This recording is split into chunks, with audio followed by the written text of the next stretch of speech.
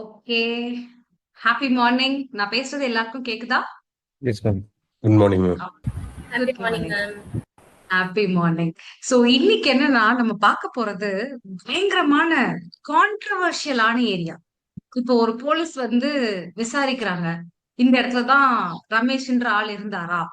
இவர் இங்கதான் வந்து வேலை செஞ்சுட்டு இருந்தாரா? அப்படின்னு கேள்வி கேக்குறாங்க. அப்போ சைட்ல இருக்கவங்க எல்லாம், நான் உனக்குலாம் பதில் சொல்ல முடியாது. நீ யாரையா கேள்வி கேக்குறது? நான் என்னடா பதில் சொல்றது? சோ போலீஸ்க்கு காமன் பீப்புள் அசிஸ்ட் பண்ணணுமா? அப்படி அசிஸ்ட் பண்ணணும்னு எங்க சொல்லியிருக்காங்க? அதே மாதிரி ஒரு அஃபென்ஸ் நடக்க போகுதுன்னு நமக்கு தெரியுது. நம்ம இன்ஃபர்மேஷன் கொடுத்தே ஆகணுமா? அத பத்தி சொல்லியே ஆகணுமா? நம்ம மேல ஏதாவது டியூட்டி இருக்கா? அப்படின்ற ஒரு கொஸ்டின். அடுத்து, இந்த அஃபென்ஸுக்குலாம் அரெஸ்ட் பண்ணலாமா? ஏன்னா இது ரொம்ப சின்ன அஃபென்ஸ் ஆச்சே. இதுக்கு போய் வந்து அரெஸ்ட் பண்ணிட்டு போறீங்களே.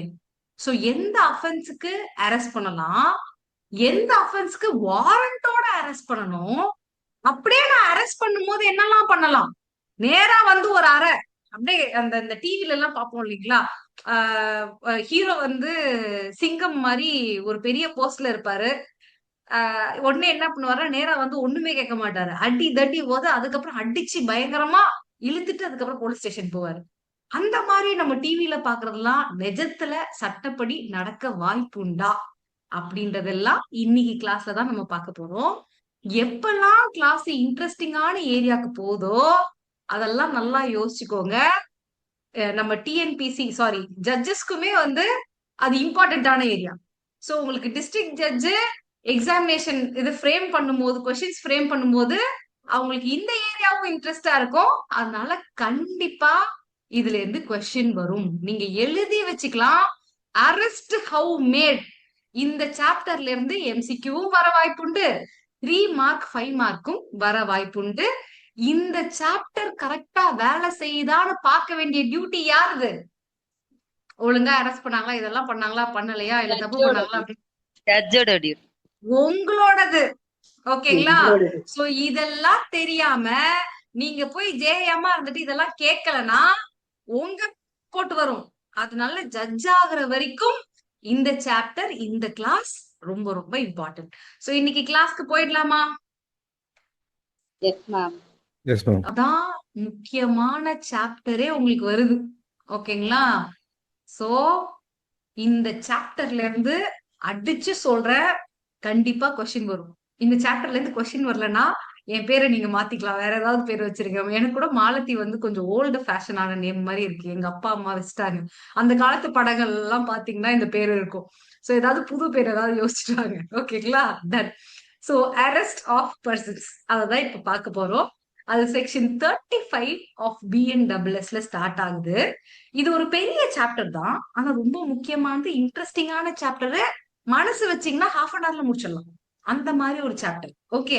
ஆனா இதை நீங்க தனியா படிக்கணும்னு நினைச்சீங்க வச்சுக்கோங்க, நல்ல பிரெயின் எல்லாம் இருக்கும். ஆனா நம்ம சொல்றது நம்ம பிரெயின் கேட்காது, உட்கார்ந்து படிக்காது. ஓகே. இப்ப நம்ம எல்லாரும் சேர்ந்து படிச்சோம்னா ஈஸியா படிச்சிடலாம். Coming to the point. Section 35 of BNWS. when police can arrest without warrant. நல்லா பாத்துக்கோங்க. வாரண்டே இல்லாம ஒரு போலீஸ் ஆபீசர் எப்ப அரெஸ்ட் பண்ண முடியும் அப்படின்றதுதான் ஃபர்ஸ்ட் பார்க்க முடியும். ஓகே. சோ வித்தவுட் வாரண்ட்னும் போது without order from the magistrate. அததான் சொல்றாங்க. மேஜிஸ்ட்ரேட் எந்த ஒரு ஆர்டரும் கொடுக்காம தானாவே போலீஸ் ஆபீசர் அவரோட இஷ்டத்துக்கு எப்ப அரெஸ்ட் பண்ண முடியும் அப்படின்றதுதான் இங்க சொல்ல போறோம். ஓகே. ஃபர்ஸ்ட், இந்த presence of the officer cognizable offence ஒண்ணு நடக்குது. ஒரு காக்னிசபிள் அஃபென்ஸ்னா என்ன அஃபென்ஸ் சொல்லுங்க பாப்போம். நான் பார்த்தோமே டெஃபினிஷன்ல.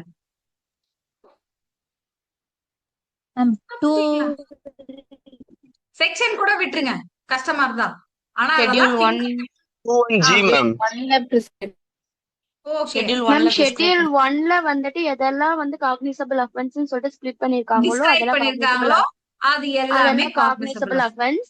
அப்படி இருக்க காக்னிசபிள் அஃபென்ஸ் எல்லாத்தையுமே அரெஸ்ட் வித்தவுட் வாரண்ட் வந்து நம்ம பண்ண முடியும் மேம். வித்தவுட் அரெஸ்ட் வாரண்ட் பண்ண முடியும். Very கைது good. ஆனா செய்யக்கூடிய குற்றம். எஸ். ஆனா செக்ஷன் வந்து ஃபிங்கர் டிப்ல இருக்கணும். இப்ப நமக்கு ஃபிங்கர் டிப்ல இல்லனா எப்ப இருக்கும்? நமக்கு ரிவிஷன் பண்ற டேஸ் இருந்துச்சுல்ல, மண்டே டியூஸ்டே எப்பயுமே ரிவிஷன் டேஸ்ல.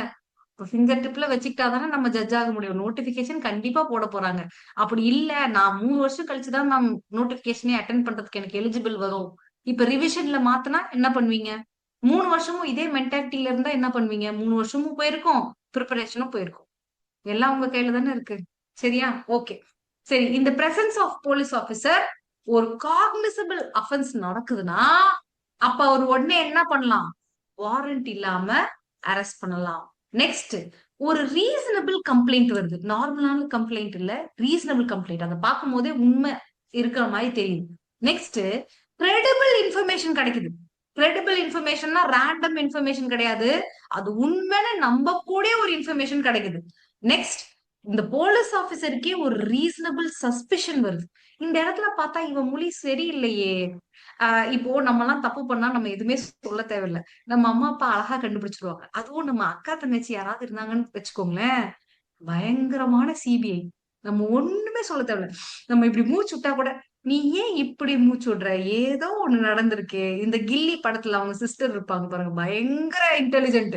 டக்கு டக்குன்னு ஹீரோ என்னென்ன தப்பு பண்றாரோ எல்லாத்தையும் லிஸ்ட் அவுட் பண்ணிடுவாங்க. சோ அந்த மாதிரி ஒரு ரீசனபிள் சஸ்பிஷன் போலீஸ் ஆபீசருக்கே வருது. எதை பத்தி வருது? ஒரு காக்னிசபிள் அஃபென்ஸ் நடந்திருக்கு சார், ஆனா அதோட பனிஷ்மெண்ட் லெஸ் தென் 7 years அப்படின்னும் போது அவர் உடனே போய் அரெஸ்ட் பண்ண மாட்டாரு. கீழே இருக்க கண்டிஷன் எல்லாம் சாட்டிஸ்ஃபை பண்ணாதான் அரெஸ்ட் பண்ணுவார். ஓகேயா? சோ பாத்துக்கோங்க, presence of the police officer, அவர் கண் எதிரிலேயே ஒரு காக்னிசபிள் அஃபென்ஸ் நடக்குதுன்னா யாரையுமே கேட்க தேவை, வாரண்டே இல்லாம டக்குன்னு போய் அரெஸ்ட் பண்ணிட்டு போயிட்டே இருக்கலாம். அதுதான் அவரோட டியூட்டி. கண்ணெதிரிலேயே நடக்குது சார், கம்முன்னு இருப்பாரா? அரெஸ்ட் பண்ணிடலாம். ஆனா இவர் கண்ணெதிரில நடக்கல. 2வது லிம் பாத்தீங்கன்னா ரீசனபிள் கம்ப்ளைண்ட் தான் வந்திருக்கு, கிரெடிபிள் இன்ஃபர்மேஷன் தான் வந்திருக்கு, இல்ல இவருக்கா ஒரு சந்தேகம் இருக்கு, அந்த மாதிரி ஒரு சூழ்நிலை. அப்பயும் அது எப்படி இருக்கணும்? காக்னிசபிள் அஃபென்ஸா இருக்கணும். லெஸ் தென் 7 years இருந்தாதான் இந்த கண்டிஷன். மோர் தென் 7 years இருந்தா அரெஸ்ட் பண்ணிடலாம். ஆக்சுவலி அது கீழே கொடுத்திருப்பாங்க. Okay, so less than 7 years அப்படின்னும் போது எனக்கு இந்த பிலீஃப் இருக்கணும். என்ன belief? Reasonable belief that he committed the set offence. அதெல்லாம் பார்க்கும் போதே இவர் தான் சார் பண்ணிருப்பாரு அப்படின்ற ஒரு டவுட் வருது. அடுத்து, அரெஸ்ட் நெசசரின்னு எனக்கு தோணுது. ஏன்னா அவரை இப்ப அரெஸ்ட் பண்ணாம நான் விட்டா ஃபர்தர் அஃபென்ஸ் நடந்துரும். இந்த விஷயம் ரொம்ப முக்கியமான விஷயங்க. முன்னாடியே ஒருத்தவங்க தப்பு செய்யும் போது அவங்கள போலீஸ் கிட்ட கொண்டு வந்து, மேஜிஸ்ட்ரேட் கிட்ட கொண்டு வந்து பனிஷ்மெண்ட் கொடுத்துட்டோம் அப்படின்னா நிறைய அடுத்து நடக்கக்கூடிய அஃபென்ஸை தடுத்துடலாம். இந்த மாதிரி ஒரு சீரியஸான அஃபென்ஸ், முன்னாடியே ஒரு அஃபென்ஸ் தடுக்காதனால அடுத்து சீரியஸா நடந்த ஒரு அஃபென்ஸ் எது, ஏதாவது ஞாபகம் இருக்கா உங்களுக்கு? Nirbhaya case ma'am. Very good. Nirbhaya கேஸ்ல அந்த மிருகங்கள் கூட சொல்லக்கூடாது, ராட்சசர்கள் எல்லாம் வந்து காலையில ஒரு early மார்னிங்கே ஏதோ ஒரு அஃபென்ஸ் பண்ணிட்டாங்க. அதுக்கு போன் பண்ணி போலீஸ் கிட்டயும் சொல்லியாச்சு. போலீஸ் அவங்கள அப்பர்ஹேண்ட் பண்ணியிருந்தா அவ்வளோ பெரிய தப்பு நடந்திருக்காது. ஆனா நிர்பயா ஒரு தடவை நடந்துச்சுன்னு நம்ம சொல்லலாம், அடுத்து அடுத்து அடுத்து அதே மாதிரி நடக்கிற மாதிரி இருக்கு. ஒருவேளை கிரைம் இன்க்ரீஸ் ஆச்சா, இல்ல வெளியில வர இன்ஃபர்மேஷன் இன்க்ரீஸ் ஆச்சா, ஒண்ணுமே புரியல. ஆனா இதுக்கெல்லாம் ஒரு முடிவு இருக்குமா? அதுவும் தெரியல. Okay, so that is different. So எப்ப அரெஸ்ட் நெசசரின்னு ஃபீல் பண்றாங்க? Preventing him from further offences. Okay, அது ஒரு விஷயம். நெக்ஸ்ட், ப்ராப்பர் இன்வெஸ்டிகேஷனுக்கு இவங்க தேவை சார். அடுத்து, எவிடன்ஸ் எல்லாம் இவங்க வந்து டிசப்பியரோ டேம்பரோ பண்ணிடுவாங்க சார், அப்படி மாதிரி சிச்சுவேஷன். நெக்ஸ்ட், இருக்க விட்னஸ் எல்லாத்தையும் வந்து த்ரெட் பண்ணுவாங்க, இன்டியூஸ் பண்ணுவாங்க, ப்ராமிஸ் பண்ணி கோர்ட்ல வந்து சொல்ல விடாம ஏதாவது பண்ணிடுவாங்க. அடுத்து பாத்தீங்கன்னா இவங்களை இப்ப விட்டுட்டா கோர்ட்டுக்கு இவங்களை கூட்டிட்டே வர முடியாது, அவன் ஓடி போயிடுவான், ஓடிட்டேன்ல அப்படின்னு சொல்லிட்டு he will flee. அப்படின்ற சிச்சுவேஷன்ஸ் எல்லாம் என்ன பண்ணலாம்? நமக்கு வந்து எந்த ஒரு வாரண்ட்டுமே தேவையில்லை, அரெஸ்ட் பண்ணிடலாம். சோ ஃபர்ஸ்ட் பாத்துக்கோங்க, போலீஸ் ஆபீசர் கண் எதிரில ஒரு காக்னிசபிள் அஃபென்ஸ் நடக்குது அப்படின்னும் போது வாரண்ட் தேவையில்லை. ஆனா இன்ஃபர்மேஷன், கம்ப்ளைண்ட், சஸ்பிஷன் அப்படின்னும் போது காக்னிசபிள் அஃபென்ஸாக இருக்கணும். ஆனா லெஸ் 7 years போது நீங்க கண்டிஷன்ஸை பார்க்கணும். என்ன கண்டிஷனு? அவர் வந்து இந்த அஃபென்ஸை பண்ணியிருக்காரு சார், அப்படி இல்லைன்னா அவரை ப்ரிவென்ட் பண்ணணும் சார் ஃபர்தர் அஃபென்ஸ்க்கு. ப்ராப்பர் இன்வெஸ்டிகேஷனுக்கு வேணும். எவிடன்ஸை போய் கலைச்சு போட்டுருவான், யாரையாவது த்ரெட்டன் பண்ணிடுவான், இல்ல கோர்ட்டுக்கே வராம ஓடி போயிடுவான். இந்த ரீசன் எல்லாம் இருக்கும்போது நான் ரீசனை ரெக்கார்ட் பண்ணிட்டு நான் என்ன பண்ணுவேன், அவரை அரெஸ்ட் பண்ணிடுவேன். ஓகே, இதெல்லாம் கொடுத்துருவேன். அடுத்து எப்பன்னு பாத்தீங்கன்னா, alleged offense is punishable more than 7 years. So நம்ம 7 இயர்ஸ்க்கு கீழே கண்டிஷன் பார்த்தோம். இதே அந்த கம்ப்ளைண்ட்ல மோர் தேன் 7 இயர்ஸ் இருக்கு, அது வந்து லைஃப் இம்ப்ரிசன்மெண்ட் இல்ல டெத் கொடுக்கக்கூடியதா இருக்கு அப்படின்னும் போது, இவர்தான் அந்த அஃபென்ஸ பண்ணிருக்காரு அப்படின்னு ஒரு ரீசன் டு பிலீவ் அந்த போலீஸ் ஆபீசருக்கு இருந்தா போதும், உடனே அரெஸ்ட் பண்ணிடலாம். ஓகேயா, நமக்கு வாரண்ட் தேவையில்லை. அடுத்து பாத்தீங்கன்னா ப்ரோக்ளைம்ட் அஃபெண்டர். ஆல்ரெடி இவனை காணும், இவன் கோர்ட்டுக்கே வர மாட்டேங்கிறான், டிமிக்கி கொடுத்துட்டு இருக்கான். சோ இவன் என்ன டிக்ளேர் பண்ணுவாங்க, ப்ரோக்ளைம்ட் அஃபெண்டர்னு டிக்ளேர் பண்ணி நியூஸ் பேப்பர்ல எல்லாம் போட்டுருவாங்க. இந்த போட்டோ எல்லாம் காமிச்சு இவர் எங்கேயாவது பார்த்தா சொல்லுங்க அப்படின்லாம் சொல்லுவாங்கல்ல, அந்த மாதிரி ஒரு அஃபெண்டரை பார்த்தா வாரண்ட் தேவையா, உடனே அரெஸ்ட் பண்ணிடலாம் அப்படின்னு சொல்றாங்க. நெக்ஸ்ட் சிச்சுவேஷன் யோசிங்க. இது வந்து லாஜிக் தான் உங்களுக்கு ஆக்சுவலி. ஓகே, இப்ப வந்து யாரோ ஒருத்தர் வந்து என்னோட வண்டி காணும்னு சொல்லிட்டு உங்ககிட்ட கம்ப்ளைண்ட் கொடுத்துருக்காங்க. நீங்க தான் போலீஸ் ஆபீசர். என்னோட வெஸ்பா, எல்லோ கலர் வெஸ்பா தானே famous. So yellow colour Vespa number வந்து 7787, என்னோட வண்டி நம்பர். ஓகே, 7787 அப்படின்னு சொல்லிட்டு கம்ப்ளைண்ட் கொடுத்துருக்காங்க. நீங்க போலீஸ் ஆபீசர் திடீர்னு பாக்குறீங்க, எல்லோ கலர் வெஸ்பா அதே நம்பரோட ஒருத்தன் ஓட்டிட்டு போயிட்டு இருக்கான். நீங்க என்ன பண்ணுவீங்க? பாய் டாடா அப்படின்னு சொல்லிடுறீங்க. உடனே தடுத்து அவரை பிடிச்சி அரெஸ்ட் பண்ணிடுவோம் மேம். இல்ல அரெஸ்ட் பண்ணிடுவீங்களா, வாரண்ட்டுக்காக வெயிட் பண்ணுவீங்களா? நீங்க தான் போலீஸ் இந்த கதையில. நோ மேம், உடனே அரெஸ்ட் பண்ணிடுவோம் மேம். எஸ், அததான் 5ல சொல்லிருக்காங்க. possession of stolen property or committed such any offense with that thing.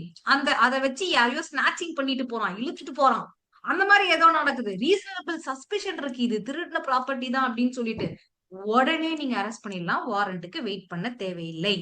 அடுத்து பாத்தீங்கன்னா, யாரோ ஒருத்தர் உங்க கஸ்டடியில இருந்து எஸ்கேப் ஆகி போறாங்க. போலீஸ் கஸ்டடியில இருந்து ஒருத்தர் எஸ்கேப் ஆகி ஓடுறான். அப்போ நான் நடுவுல போய் வாரண்ட் வாங்கிட்டு வந்துடுறேன், அதுக்கப்புறம் அவனை புடிச்சுக்கிறேன், இமீடியட்டா நீங்க அரெஸ்ட் பண்ணலாம்.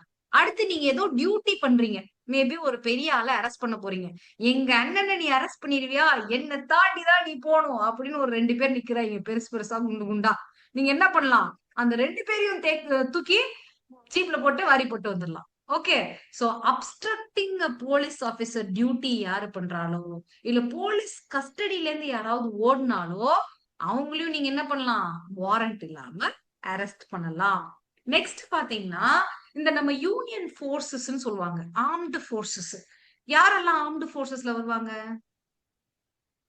Army, Air Force, Navy. Army, Air Force ma'am. Navy, air force, இவங்க எல்லாம் வருவாங்க. இவங்களோட லைஃப் பாத்தீங்கன்னா it's not easy. It's biggest service dedication அப்படின்னு நம்ம சொல்லலாம். சர்வீஸ் தாண்டி we call it as a sacrifice. நீங்க ஜட்ஜஸ் எல்லாம் பண்றது சர்வீஸ், அவங்க உயிரையே விடுறதுனால that is sacrifice. Okay, so அந்த மாதிரி ஆளுங்களுக்கு சில டைம் என்ன பண்ணுவாங்கன்னா, அவங்களால இருக்க முடியாது, அந்த ட்ரைனிங்லயும் எதுலயும் இருக்க முடியாது, ஓடிடுவாங்க. சோ அவங்கள விட்டோடின்னு சொல்லுவாங்க, டெசர்டர்னு சொல்லுவாங்க. போலீஸ்லயே நிறைய டெசர்ஷன் கேஸ் வரும். நான் நிறைய டெசர்ஷன் கேஸ் வந்து அப்பியர் ஆயிருக்கேன். அதான் சொன்னேனே, ஒரு தடவை டெசர்ஷனுக்கு போய் கேட்கலாம், 2 3 தடவை கேட்கலாம். என்னோட ஆளு டெசர்ஷன் பாத்தீங்கன்னா 11 தடவை, அதுவும் தண்ணி அடிச்சுட்டு வீட்டுல படுத்துருவாராம். அதுதான் என்னோட ஃபர்ஸ்ட் கேஸ். என்னோட சீனியர் வந்து இதுக்கு ஒண்ணுமே பண்ண முடியாது, நான் போய் நிக்கிறதே அவமானம், மாலதி நீ போய் ஏதாவது பேசிட்டு வா, உங்களே திட்டுவாங்களா, அப்ப நான் என்ன பண்ணுவேன், நான் அப்பதான் முடிச்சு எனக்கு 3வது நாள் கூட்டு போய் ஜஸ்டிஸ் மதிவானன் ஜெய முன்னாடி நிக்க வச்சாச்சு. என்னோட சீனியர்ஸ்க்கு ஒரே சந்தோஷம், எல்லா கேஸையும் விட்டுட்டு என் பின்னாடியே எல்லாரும் வந்து, ஏன்னா நான் ஓடி போயிடுவேன் திட்டுவாங்காம, அதனால என்ன புடிச்சு அங்க நிக்க வச்சாங்க. பட் நான் ரொம்ப பாவமா, பெரிய ஆர்குமெண்ட் எல்லாம் ஒண்ணும் இல்ல, ஃபர்ஸ்ட் ஒரு 3 நாள் தானே ஆச்சு, பாக்குறதுக்கு பாவமா இருந்தேன் போல. அவரும் கேக்குறாரு, நான் ஃபேக்ட்ஸ் எல்லாம் சொல்லிட்டு, milord my client is very sad my lot. நான் தான் அங்க சேட் ஆக்சுவலி, கிளைண்ட் அப்ப கூட வரல. ஓகே, இதெல்லாம் சொல்லிட்டு 3 விஷயம் இருக்கு டெசர்ஷனுக்கு, இந்த 3 இதுல வந்து நீங்க கொடுத்துடலாம் அப்படின்னு சொல்லி கேட்டேன். உடனே மதிவானன் ஜெய் என்ன நினைச்சாருன்னு தெரியல, எப்ப என்ரோல் பண்ணீங்க அப்படின்னு கேட்டாரு. 3 days பிஃபோர் மை லாட் அப்படின்னு. உடனே ஓகே கிராண்ட்னு சொல்லி கொடுத்தாரு. அதிசயம், ஃபர்ஸ்டும் லாஸ்டும் அந்த ஒரு கேஸ் மட்டும் தான். ஓகேங்களா, ஏதோ ஒரு luck, I got it for him. ஆனா அதுக்கப்புறம் அவர் திருப்பி டெசர்ட் பண்ணாரான்னு எனக்கு தெரியல. ஓகே, சோ டெசர்ஷன் அப்படிங்கிறது விட்டோடி அப்படின்னு சொல்லுவாங்க. சோ இந்த மாதிரி ஆர்ம் போர்சஸ்ல இருந்து டெசர்ஷன் பண்ணிருக்காங்க அப்படின்னும் போது அவங்க போலீஸ் எங்கேயாவது பார்த்தா வாரண்ட் இல்லாம அரெஸ்ட் பண்ணலாம். யூஸ்வலி பாத்தீங்கன்னா ஒரு ஆர்மி ஆபீசரை போலீஸ் அரெஸ்ட் பண்ண முடியாது, அது கீழே கொடுத்திருப்பாங்க. ஆனா இவர்தான் விட்டோடியாச்சே. சோ எங்க போலீஸ் ஆபீசர் யாரு பார்த்தாலும் வாரண்ட் இல்லாம இவங்கள அரெஸ்ட் பண்ணலாம். அடுத்து ஒரு complaint information suspect outside the India commit பண்ணிருக்காங்க சார். இன்டர்போல் சில டைம் கொடுப்பாங்க, இந்த மாதிரி ஆளுங்க எல்லாம் நீங்க வந்து பாத்தீங்கன்னா புடிச்சு வைங்க அப்படின்னு சொல்லிட்டு. சோ அந்த மாதிரி இருக்கிறத கூட நம்ம புடிச்சு வைக்கலாம், ப்ரொவைடட் சென்ட்ரல் கவர்மெண்ட் அப்ரூவ் பண்ணி இன்டர்போல் கொடுத்து இந்த மாதிரி விஷயங்கள்லாம் இருந்தா பண்ணலாம். ஓகே, நம்ம சிட்டிசனா இருந்தா நமக்கு வந்து சென்ட்ரல் கவர்மெண்ட் இதெல்லாம் தேவையில்லை, பட் அப்ப பண்ணலாம். ஓகே, இது வந்து ஜஸ்ட் ஞாபகம் வச்சுக்கோங்க. அவுட் சைட் தி இந்தியாவுக்கும் நம்ம வந்து அரெஸ்ட் பண்ணலாம், அவுட் சைட் தி இந்தியால அஃபென்ஸ் பண்ணிட்டு இங்க வரோம். ஓகே, அடுத்து பாத்தீங்கன்னா ரிலீஸ்டு கன்விக்ட். இப்போ ஒருத்தர் வந்து ஹாபிச்சுவல் அஃபெண்டர், திருட்டு பண்ணிக்கிட்டே இருப்பாரு. ஆல்ரெடி 6 மாசம் திருநதுக்கு உள்ள போயிட்டு வந்தாரு, திருப்பி திருட்டு பண்ணிட்டு இப்ப ஒரு வருஷம் உள்ள போயிட்டு வந்திருக்காரு. இப்ப அவர் அகைன் திருட்டு பண்ணுவாரா? யோசிங்க, பண்ண வாய்ப்பு இருக்கா? பண்ணுவாரு. உள்ள வந்ததே எதுக்குன்னா கோர்ஸ் முடிக்கிறதுக்காக. உள்ள வந்து நிறைய கத்துக்கிட்டு திருப்பி போய் எப்படி நான் சிக்கினேன், இந்த மாதிரி எல்லாம் பண்ணனாலதான் சிக்கிட்டேன், அடுத்து நான் பண்றேன் பாரு. சோ உள்ள வரவெல்லாம் கோர்ஸ் படிக்கிறதுக்காக. அடுத்து இவர் கண்டிப்பா பண்றதுக்கு வாய்ப்பு உண்டு. அப்ப நீங்க என்ன பண்ணணும் ஜட்ஜா அவரை ரிலீஸ் பண்ணும்போது? யோசிங்க. கண்காணிப்புல வைக்கணும். அதுதான் 356 of CRPC, 395 of BNWS, order for notifying address of the previous convicted offender. Sir 3 வருஷத்துக்கு நீங்க எங்க இருப்பீங்க, உங்களோட அட்ரஸ் கொடுங்க. நீங்க எங்க வேலைக்கு போவீங்க, அவங்களோட அட்ரஸ் கொடுங்க. அதுக்கப்புறம் யார்கிட்ட வேலை செய்வீங்க, இந்த மாதிரி எல்லா இன்ஃபர்மேஷனையும் நம்ம வாங்கிக்கலாம். நீங்க ஏதாவது அட்ரஸ் மாத்துனீங்கன்னா என்கிட்ட நோட்டிஃபை பண்ணிட்டு தான் மாத்தணும். எங்கேயாவது ஊருக்கு ரொம்ப நாள் போனீங்கன்னா என்கிட்ட நோட்டிஃபை பண்ணிட்டு தான் போகணும். அந்த மாதிரி சொல்லலாம். இந்த மாதிரி நீங்க சொன்ன உடனே நான் கெட்டு போயிடலாச்சே, உள்ளேயே கோர்ஸ் முடிச்சுதானே வெளில வந்திருக்கேன், நான் எப்படி நீங்க சொன்னது கேட்பேன்? நான் ஒரு அட்ரஸ் கொடுத்துட்டு வேற ஒரு அட்ரஸ்ல போய் திருட ஆரம்பிச்சிருவேன். இப்ப நீங்க என்ன பண்ணலாம், என்ன அரெஸ்ட் பண்ணலாம், வாரண்ட்டுக்காக வெயிட் பண்ணவே தேவையில்லை. சோ ரிலீஸ்டு கன்விக்ட் யார் என்ன பண்றா, breach of rule under section 356. இந்த மாதிரி 395 BNWSல 356 CRPCல ஒரு ஆர்டர் போட்டு ஒரு ரூல்ஸ் போட்டு அனுப்புறீங்க. ஆனா அதை பிரீச் பண்ணவங்கள வாரண்ட் இல்லாம அரெஸ்ட் பண்ணலாம். அடுத்து வந்து arrest request from other police officer. எப்பயுமே ஒரு போலீஸ் ஆபீசர் வந்து வாரண்ட் ரெடி பண்ணாங்கன்னா, ஐ மீன் லைக் ஒரு போலீஸ் ஆபீசர் தான் அரெஸ்ட் பண்ணணும் இல்லை. இப்ப நம்ம பக்கத்து ஸ்டேட்ல ரெக்வெஸ்ட் பண்ணுவோம், இவங்க யாராவது இருந்தாங்கன்னா எனக்கு அரெஸ்ட் பண்ணி கொடுங்கன்னு சொல்லுவோம். பக்கத்து டிஸ்ட்ரிக்ட்ல ரெக்வெஸ்ட் பண்ணுவோம். அந்த மாதிரி மாத்தி மாத்தி ரெக்வெஸ்ட் பண்ணிக்குவாங்க. சோ அந்த மாதிரி அரெஸ்ட் வேற ஒரு போலீஸ் ஆபீசர் கிட்ட இருந்து ரெக்வெஸ்ட் ஆகும்போது இமீடியட்டா என்ன பண்ணக்கூடாது, ஐயோ அந்த போலீஸ் ஆபீசர் சொல்லிட்டாருப்பா, அந்த ஏரியா ஏசி சொல்லிட்டாருப்பா, நான் உடனே போய் அரெஸ்ட் பண்ணணும். நோ, நீ என்ன பண்ணணும், you must show the reason for arrest. அவங்க கிட்ட வந்து என்ன ரீசனுக்காக சார் நான் அரெஸ்ட் பண்ணணும், அஃபென்ஸ் கமிட்டட் என்னது சார், இந்த அரெஸ்ட் வந்து லாஃபுல்லா இருக்கா அப்படின்னு நீங்க செக் பண்ணணும். ஆக்சுவலி இதெல்லாம் பிராக்டிக்கலா பண்ண முடியுமான்னு கேட்டா பண்ண முடியாது. ஒரு பக்கத்து ஸ்டேட் ஏசி இல்ல பக்கத்து டிஸ்ட்ரிக்ட்ல ஒரு சுப்பீரியர் ஆபீசரு உங்க டிஸ்ட்ரிக்ட்ல இந்த வேலையை செய்யணும்னு சொன்னா நீங்க என்ன பண்ணணும், உடனே பண்ணியாகும். ஏன்னா டிசிப்ளினரி ஃபோர்ஸ் இல்லைன்னா பயங்கரமா நெருக்குவாங்க, எல்லா ப்ராப்ளமும் பண்ணுவாங்க. அது பிராக்டிகலி ஓகே. ஆனா லீகலி என்ன சொல்றாங்கன்னா, நீங்க அவர் சொன்னதுக்காக உடனே பண்ணணும்ன்ற அவசியம் கிடையாது. ரீசன் ஃபார் தி அரெஸ்ட் என்ன சார்னு கேட்கணும், அஃபென்ஸ் கமிட்டட் என்ன சார்னு கேட்கணும். இப்ப ரீசனபிளா இருக்குமா அந்த அரெஸ்ட் அப்படின்னு நீங்க தான் யோசிக்கணும். நீங்க யோசிச்சு பண்ணாதான் கரெக்ட்னு சொல்றாங்க. சோ இந்த மாதிரி நீங்க ஒரு அரெஸ்ட் பண்ணிட்டீங்க, சுப்பீரியர் சொல்லி தப்பா ஒரு அரெஸ்ட் பண்ணிட்டீங்க, வேற சுப்பீரியர் ஓகே, வேற ஒரு ஆபீசர் சொல்லி நீங்க இப்படி பண்ணிட்டீங்க அப்படின்னும் போது டிசிப்ளினரி ப்ரொசீடிங் உங்க மேலதான் எடுப்பாங்க. என்ன ஒரு இக்கட்டான சூழ்நிலை பாருங்க. பண்ணல ரீசன் எல்லாம் கேட்டா அவன் உதைப்பான், ரீசனை கேட்காம நான் போய் அரெஸ்ட் பண்ணனா நீங்க ஜேஎம் கூப்பிட்டு ஜட்ஜு கூப்பிட்டு என்ன டிசிப்ளினரி ப்ரொசீடிங் எடுப்பீங்க. என்ன ஒரு இக்கட்டான சூழ்நிலை. போலீஸும் சில இடத்துல பாத்தீங்கன்னா ரொம்ப இக்கட்டான சூழ்நிலை இருக்கும். Okay, so all these things arrest request from other police station police officer கிட்ட இருந்து வருது அப்படின்னும் போது you have to know the reason for arrest, offence என்ன கமிட் பண்ணிருக்காங்க, அது ரெண்டுத்தையும் பார்த்துட்டு லாஃபுல்லா இருக்கு அப்படின்னும் போதுதான் நீங்க அரெஸ்டே பண்ணணும். சோ இது எல்லாம் வந்து காக்னிசபிள் அப்படின்றது மாதிரி நம்ம யோசிச்சுக்கலாம். அப்ப நான் காக்னிசபிள் கேசஸ்க்கு என்ன பண்ணணும்? அததான் கிளாஸ் 2ல சொல்லியிருப்பாங்க. நான் காக்னிசபிள் கேஸா சார், இந்த எந்த சிச்சுவேஷனுமே நீங்க பாக்காதீங்க, வாரண்ட் இல்லாம நீங்க அரெஸ்டே பண்ணக்கூடாது. ஓகே, நான் காக்னிசபிள் கேஸ்னா கண்டிப்பா வாரண்ட் இருந்தால் மட்டுமே அரெஸ்ட். ஓகே, சோ இந்த இடத்துல அரெஸ்ட் வித்தவுட் வாரண்ட் எப்ப பண்ணலாம்னு பாருங்க. எடுத்த உடனே அரெஸ்ட் வித்தவுட் வாரண்ட் பண்ணலாம். கண் எதிரில ஒரு காக்னிசபிள் கேஸ் நடக்குது. அடுத்து காக்னிசபிள் கேஸ்லயே 7 இயர்ஸ் லெஸ் நடக்குது சார், ஆனா என் கண் எதிரில நடக்கல, ஜஸ்ட் இன்ஃபர்மேஷன் எல்லாம் கிடைச்சிருக்கு அப்படின்னும் போது இந்த 5 கண்டிஷனையும் பாப்பீங்க. ஓகேயா? அதுக்கப்புறம் பாத்தீங்கன்னா மோர் தென் 7 இயர்ஸ் அப்படின்னும் போது 5 கண்டிஷன் எல்லாம் தேவையில்லை, இவன் தான் பண்ணிருக்கானா அப்படின்னு தெரிஞ்சா மட்டுமே போதும், அரெஸ்ட் பண்ணிடுவீங்க.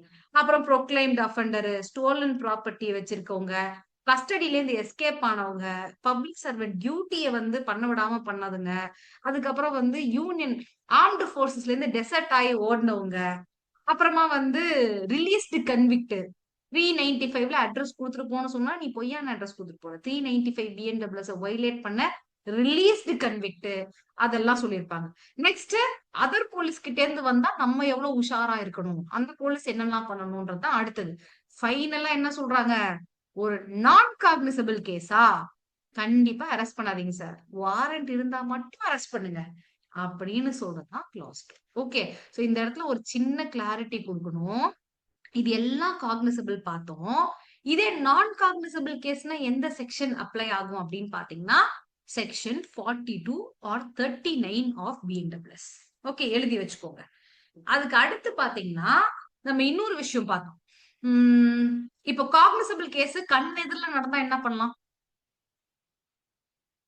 நீங்க தான் போலீஸ் ஆபீசர், அரெஸ்ட் பண்ணலாம். தேவையா? வாரண்ட் தேவையில்லை. சரி, ஓகே. இதே வந்து காக்னிசபிள் கேஸ பத்தி இன்ஃபர்மேஷன் கிடைச்சிருக்கு சார், உடனே போய் நான் அரெஸ்ட் பண்ணிடலாமா? No, there are certain அது conditions. 7 இயர்ஸ் உள்ள இருந்தா மேல இருந்தா உடனே arrest பண்ணலாம். 7 years நீங்க நேரா பார்க்கல, நானே சொல்லிடுறேன், நேரா பார்க்கல அப்படின்னும் போது உடனே போலீஸ் ஆபீசர் என்ன யோசிக்கணும், 7 இயர்ஸ்க்கு கீழையா இல்ல 7 இயர்ஸ்க்கு மேலையா சார் அப்படின்னு யோசிக்கணும். 7 இயர்ஸ்க்கு கீழையா கண்டிஷன்ஸ் இருக்கு, இந்த 5 கண்டிஷன் வந்தாதான் நான் அரெஸ்ட் பண்ணுவேன். 7 இயர்ஸ்க்கு மேலையா எதுவும் தேவையில்லை, இவன் தான் பண்ணிருக்கான்னு யோசிச்சாலே நான் வாரண்ட் இல்லாம அரெஸ்ட் பண்ணிடுவேன். இது எல்லாம் காக்னிசபிள். அப்ப நாட் கேசஸ்க்கு என்ன பண்ணணும் அப்படின்றது 42 and 39 CRPCல இருக்கு. இப்ப இன்னொரு ஏரியாவை நம்ம விட்டுட்டோம், நான் காக்னிசபிள் விட்டுட்டோம், அதை பத்தி நம்ம படிக்கல, இனிமேல் தான் படிக்கணும். இன்னும் ஒரு ஏரியா இருக்கு, எந்த ஏரியா நீங்க ஸ்பாட் பண்ண முடியுமா? அஃபென்ஸ்ல காக்னிசபிள் கவர் பண்ணியாச்சு, காக்னிசபிள்ல ஒரு ஏரியாவை நம்ம விட்டாச்சு, இந்த செக்ஷன்ல இல்ல, அடுத்த செக்ஷன்ல இருக்கு. 41A நோட்டீஸ் கொடுப்பாங்க. என்ன ஏரியான்னு கேக்குறேன், நோட்டீஸ் சென்ட் பண்ற ஏரியா என்ன ஏரியான்னு கேக்குறேன். Ma'am investigation how made ma'am? Ma'am investigation எப்படி பண்ணணும் ஒழுங்கா கேட்கலன்னு நினைக்கிறேன், எனக்கு கரெக்டா ஆன்சர் வரல. உங்களோட டியூட்டி ப்ரொசீஜர் என்ன? Investigation arrest how made ma'am? Please அத நான் கேட்கல, நான் இப்ப क्वेश्चனை இன்னும் ரீஃபைன் பண்ணி கேக்குறேன், ஒரு தடவை ட்ரை பண்ணுங்க, நான் கரெக்டா கேட்க ட்ரை பண்றேன். என்னன்னா இப்போ ஒரு காக்னிசபிள் கேஸ பத்தி ரீசனபிள் இன்ஃபர்மேஷன் வந்திருக்கு, ஓகேங்களா? அந்த காக்னிசபிள் கேஸ் பாத்தீங்கன்னா லெஸ் 7 இயர்ஸ் பனிஷ்மெண்டா இருக்கு. நீங்க உடனே இந்த 5 விஷயம் இருக்கான்னு பாக்குறீங்க, அவன் ரீசனபிளா அஃபென்ஸ் பண்ணிருக்கானான்றதையும் உங்களால சரியா சொல்ல முடியல. அவன் வந்து திருப்பி அஃபென்ஸ் பண்ணுவானா, அவன் பார்த்தா பண்ற மாதிரியும் தெரியல, எந்த ஒரு எவிடன்ஸையும் அழிக்கிற மாதிரியும் தெரியல, ப்ராப்பரான ஆளா தெரியறான். இப்ப அவனை எப்படி நீங்க அப்ரோச் பண்ண முடியும்? அரெஸ்ட் பண்ண முடியுமா வாரண்ட் இல்லாம?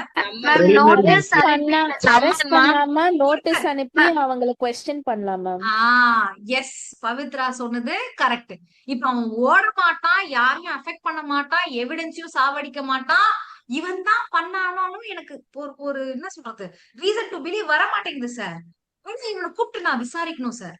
அப்ப நீ போய் அரெஸ்ட் பண்ண தேவையில்ல, ஜஸ்ட் வாங்க அப்படின்னு ஒரு நோட்டீஸ் அனுப்பிச்சு என்னெல்லாம் பண்ணலாம், அவன் என்ன பண்ணிருக்கான் அப்படின்றத விசாரிக்கலாம். பாத்தீங்களா? அந்த லாஜிக்க தான் உங்களுக்கு அடுத்த செக்ஷன் சிஆர்பிசில போட்டிருக்காங்க, which is செக்ஷன் 41A. இத பிஎன்டபிள்யூஎஸ்ல என்ன பண்ணாங்கன்னா மேல இருக்க கிளாஸோடய ஆட் பண்ணிட்டாங்க. சோ 41A 41U ரெண்டுத்தையும் சேர்த்துதான் உங்களுக்கு பிஎன்டபிள்யூஎஸ் செக்ஷன். ஆனா சிஆர்பிசில பாத்தீங்கன்னா 41A. எப்பயுமே 41A நோட்டீஸ் 41A நோட்டீஸ்ன்னு சொல்லுவாங்க. Okay, that is one important thing. So இந்த 41A என்ன பண்ணான்னா notice of appearance before the police officer. இது நிறைய பேர் நான் காக்னிசபிள் கேஸ்ன்னு எழுதிருவாங்க. அங்க மேலேயே பாத்தீங்கன்னா காக்னிசபிள் கேஸ்ன்னு போட்டிருக்கோம். காக்னிசபிள் கேசஸ் தான் சார் 41A அப்ளை ஆகுது. அப்ப நீங்க கேட்கலாம், மேல நான் பார்த்த 41 காக்னிசபிள் கேஸ் தானே? இல்ல, 41ல சில ஏரியா விட்டுருக்காங்க. 41ல டைரக்டா கண்ணு முன்னாடி நடந்தா காக்னிசபிள் கேஸ் கவர் ஆகுது, போலீஸ் உடனே அரெஸ்ட் பண்ணலாம். ஆனா இன்ஃபர்மேஷன் வந்தா 7 இயர்ஸ்க்கு மேலதான் சார் உடனே அரெஸ்ட் பண்ணுவாங்க. 7 இயர்ஸ்க்கு கீழேன்னும் போது 5 கண்டிஷன் வரணும். அந்த 5 கண்டிஷனும் வரல அப்படின்னும் போது அந்த ஏரியாவை கவர் பண்றது 41A. ஓகேயா? சோ இதுல என்ன சொல்றாங்க, காக்னிசபிள் அஃபென்ஸ் நீ கவர் பண்ணிருக்க, யாரோ ஒருத்தர் பண்ணிருக்காங்க, அதுக்கு கிரெடிபிள் இன்ஃபர்மேஷன் கிடைச்சிருக்கு, சஸ்பிஷன் இருக்கு, ரீசனபிள் கம்ப்ளைண்ட் இருக்கு சார். ஆனா 41 கிளாஸ் 1ல சில கண்டிஷன்ஸ் சொன்னாங்க பாத்தீங்களா, அந்த கண்டிஷன்ஸ் ஃபுல்ஃபில் ஆகல சார். சோ இப்போ வந்து நான் தான் ஏதோ ஒரு அஃபென்ஸ் பண்ணிருக்கேன், நான் பண்ண அஃபென்ஸ் வந்து லெஸ் தென் 7 இயர்ஸ் பனிஷ்மெண்ட், ஆனா காக்னிசபிள் அஃபென்ஸ்னு வச்சுக்கோங்க. ஆனா இவங்க இப்ப கிளாஸ் எடுத்துட்டு இங்கதான் சுத்திட்டு இருக்காங்க. ஒரு ஜோக் வரும் பாத்தீங்களா, நான் எங்கேயாவது போயிட்டேனா, நான் இங்கதானே சுத்திக்கிட்டு இருக்கேன், இவன் எதிர்க்கதான் வந்து பீடி வாங்குறேன், உன் எதிர்க்கதான் வந்து சிகரெட் வாங்குறேன், இங்கதானே சுத்திக்கிட்டு இருக்கேன், எங்க போனேன். சோ அதே மாதிரி நான் எங்கேயாவது போயிட்டேன்னா இங்கதான் கிளாஸ் எடுத்துட்டு இருக்கேன், கழுது கெட்ட குட்டி சேருன்ற மாதிரி கோர்ட்டுக்கு போறேன், அப்படி இல்லைன்னா ஆபீஸ்க்கு போறேன், திரும்பி வீட்டுக்கு வரேன். சோ இந்த மாதிரி சுத்திட்டு இருக்கேன். ஏன்னா என்ன எதுக்கு நான் ஓடி போயிருவேன்னு நினைக்கணும். சோ எந்த ஒரு கண்டிஷனுமே ஃபுல்ஃபில் ஆகல. அப்ப உடனே போலீஸ் என்ன பண்ணுவாங்க, எனக்கு நோட்டீஸ் அனுப்புவாங்க, to appear before the police at a particular place.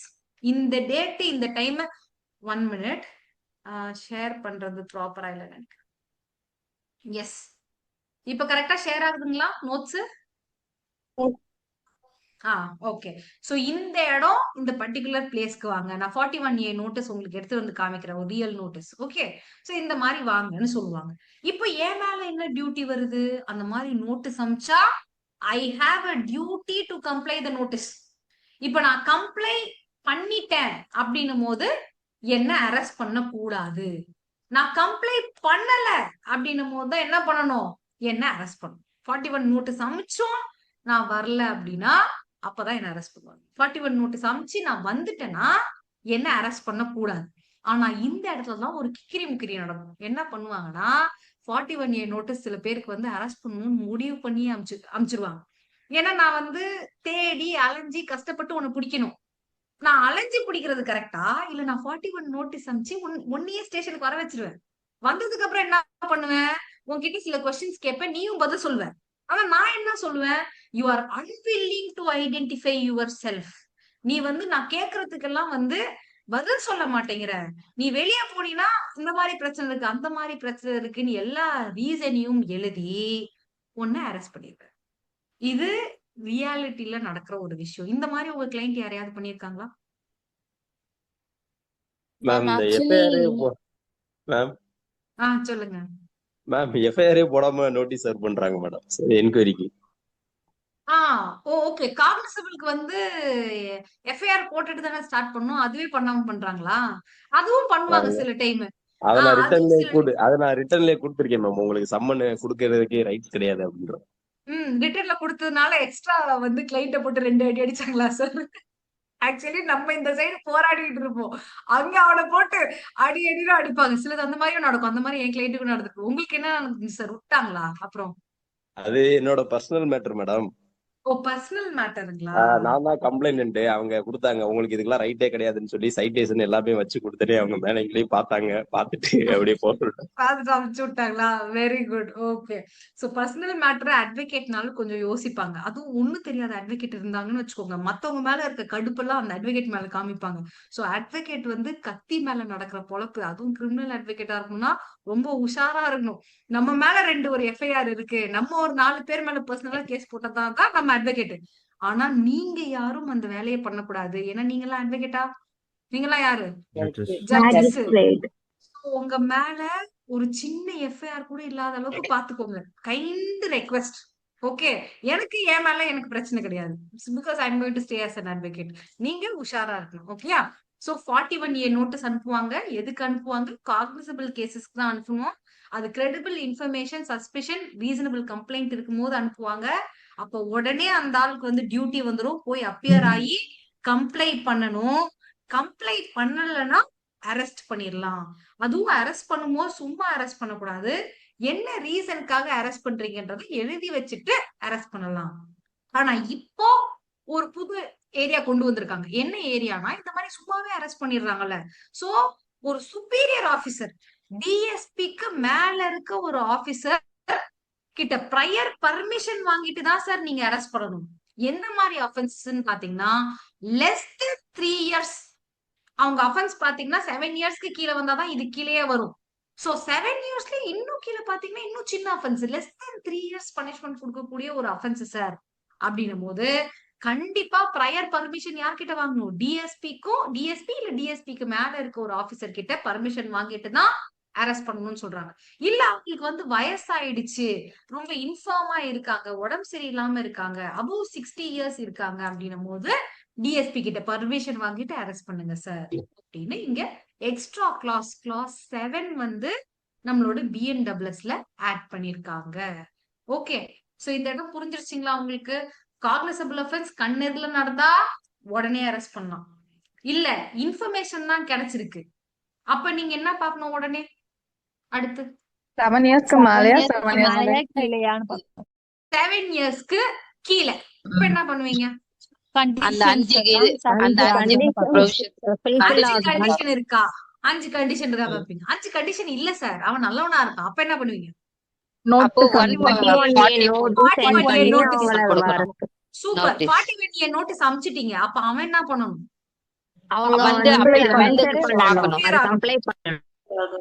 Complaint பண்ணல சார், நான் என்ன பண்ணணும்? சரி, இப்ப 3 yearsக்கும் கீழே இருக்க அஃபென்ஸ் சார், நான் உடனே அரெஸ்ட் பண்ணிடலாமா? இல்ல அதுக்கு மேல இருக்க ஆபீசர் கிட்ட பர்மிஷன் கேட்டுட்டு தான் அரெஸ்ட் பண்ண முடியும். இதே வந்து காக்னிசபிள் அஃபென்ஸ் மோர் தென் 7 years சார். எதுவுமே கேட்க வேண்டாம், டைரக்டா வந்து தெரிஞ்சா மட்டும் போதும், உடனே அரெஸ்ட் பண்ணிட்டு போயிட்டே இருக்கலாம். ஓகே. சோ இந்த இடத்துல ஏதாவது டவுட் இருக்குங்களா? மேம் எனக்கு சப்செக்ஷன் 7ல மட்டும் டவுட் இருக்கு மேம். மேம் அது நீங்க சொன்னீங்கல்ல மேம் 3 yearsக்கு கீழே இருந்தா டிஎஸ்பி கிட்ட வந்துட்டு ப்ரியர் பர்மிஷன் வாங்கி அரெஸ்ட் பண்ணணும்னுட்டு. அந்த 3 yearsக்கு கீழே இருக்கிறவங்க மட்டும் 3 yearsக்கு கீழே இருக்கணும், பிளஸ் அந்த 6 years எப்போ இருந்தாதானா அந்த கண்டிஷன் வரும்? ரெண்டு கேட்டகரி. 3 yearsக்கு கீழே இருக்கிறது ஒரு கேட்டகரி, மத்த எதா இருந்தாலும் இன்ஃபார்மா இருக்காங்க. 7 years வருது பாத்தீங்களா, அதுல அந்த கேட்டகரியில இன்ஃபார்மா இருக்காங்க அபவ் 60 years தான். ரெண்டு கேட்டகரி. ஓகேங்களா?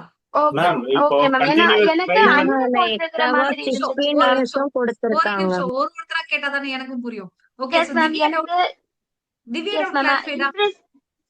அதுல அண்டு கொடுத்திருந்தாங்க மேம், அதனாலதான் நான் கேட்டேன். அண்டு கொடுத்திருக்காங்களா? ஒரே இங்க பாருங்க, imprisonment of less than 3 years and such person is informed or is above 60 years of age ன்னு கொடுத்திருக்காங்க. சரி, அப்பனா நான் பிரேக் டைம்ல உங்களுக்கு பாத்துட்டு வந்து சொல்லிடுறேன். ஏன்னா என்னோட பேர் ஆக்ட் சில டைம் அண்ட் ஆர் மாத்தி இருக்கு. தெஃப்ட்க்கு கூட 3 years 5 years மாத்தி இருக்கு. ஓகேங்களா? 5 years எப்ப வரும்னா செகண்ட் கன்விக்ஷனுக்கு தான் வரும். சில டைம் புது ஆக்ட்ல பேர் ஆக்டே வந்து 2 பப்ளிகேஷன் மாத்தி மாத்தி இருக்கு. ஓகேங்களா? நான் திருப்பி என்னோட பேரக் கரெக்டா இருக்கான்னு பாக்குறேன். அப்படி இல்லைன்னா பிஆர்எஸ்ல இருந்து டவுன்லோட் பண்ணி செக் பண்ணி உங்களுக்கு சொல்றேன். சரிங்களா?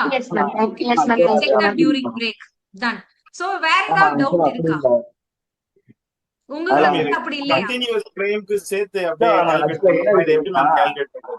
எல்லாமே பேசுனீங்கன்னா சத்தியமா எனக்கு கேட்காது. எப்படி கேட்கும்? யாராவது ஒருத்தர் பேசினாதானே கேட்கும். சோ இந்த area no more discussion, we will go to the barrack and come again. இத தாண்டி வேற ஏதாவது டவுட் இருக்கா? இத தாண்டி black cap சொல்லுங்க. கண்டினியூஸ் கிரைம் வந்து இத கால்குலேட் பண்ணி எடுத்துக்கலாமா மேம்? கண்டினியூஸ் கிரைம்ங்களா? என்ன இப்ப வந்து ஒரு கிரைமும் எல்லாம் சேர்த்து 3 years 4 years 5 years இருக்கு, இப்ப மொத்தமா சேர்த்து அப்படின்னு சொல்ல வரீங்களா? இப்ப செஃப்டே நான் வந்து 3 years 3 years இருக்கு. No, it will be calculated for one single offense. சரிங்களா? we have a judgment for that. I will bring that. Okay, okay thank you. இதுல ஏதாவது ஒண்ணு 3 years, ஒண்ணு லைஃப் இம்ப்ரிசன்மெண்ட் அப்படி இருக்குன்னா லைஃப் இம்ப்ரிசன்மெண்ட் எடுத்துப்பாங்க. ஓகே, அந்த மாதிரி எடுத்துப்பாங்க. நிறைய நான் காக்னிசபிள் கேஸ் இருக்கு. ஒரு காக்னிசபிள் கேஸ் இருக்குன்னா அதை எடுத்துப்பாங்க, காக்னிசபிள் கேஸா எடுத்துப்பாங்க. சரிங்களா? ஒரு அஃபென்ஸ்க்கு தான் பாக்கணும். ஓகே, வேற ஏதாவது டவுட் இருக்குங்களா? மேம் ஆக்சுவலி இந்த நோட்டீஸ்ல இவங்க டைம் ஏதாச்சும் ஸ்பெசிஃபை பண்ணா நல்லா இருந்திருக்கும் மேம். ஏன்னா இது ஒரு கிரே ஏரியாவா இருக்கிற மாதிரி இருக்கு. ஏன்னா இப்போ ஒரு டைம் பிராக்டிகல் போட மாட்டாங்க. ஆனா ஆக்சுவலி டைமுக்கு வந்து அங்க blank இருக்கும். இது நோட்டீஸ் வந்து ஆல்ரெடி டைப்டு ஃபார்மேட்ல இருக்கும். டைமுக்கு blank இருக்கும். மேக்ஸிமம் ஸ்பெசிஃபை பண்ணிடுவாங்க, சில டைம் ஸ்பெசிஃபை பண்ண மாட்டாங்க. Okay ma'am. ஏன்னா இப்போ Cross check பண்ணுவாங்க. ரியாலிட்டியில கேஸ் பார்க்கும்போது எஃப்ஐஆர் போட்டு 3 வீக்ஸ் ஆயுமே இன்னும் ஒரு 41 நோட்டீஸ் கூட அனுப்பி வந்து கூப்பிட்டு கொஸ்டின் பண்ணல மேம். அதுதான். Oh, okay. இப்ப progress of the information, progress of the இன்வெஸ்டிகேஷனை பத்தி கம்ப்ளைண்ட்க்கு இன்ஃபர்மேஷன் கொடுக்கணும். 90 டேஸ்க்குள்ள கொடுக்கணும். அது 90 டேஸ்க்குள்ள கொடுக்கணும்ன்றது வந்து நம்ம 90 டேஸ்க்கு அப்புறம் தான் கேட்கணும்ன்ற அவசியம் கிடையாது. பிஃபோர் தட் இட் செல்ஃப், இப்போ ஒரு 10 நாளே ஆயிருக்குன்னு வச்சுக்கோங்க, அந்த கன்சர்ன்ட் ஐயோக்கு ரெப்ரசன்டேஷன் அனுப்பலாம். இந்த மாதிரி நான் 10 நாள் ஆச்சு இந்த மாதிரி கம்ப்ளைண்ட் கொடுத்து, what is the progress of your investigation, நீங்க இதை வந்து எனக்கு இன்ஃபார்ம் பண்ணும் ஆஸ் பர் திஸ் செக்ஷன் சொல்லிட்டு அனுப்பலாம். சோ பவித்ரா அதை அனுப்பி பாருங்க.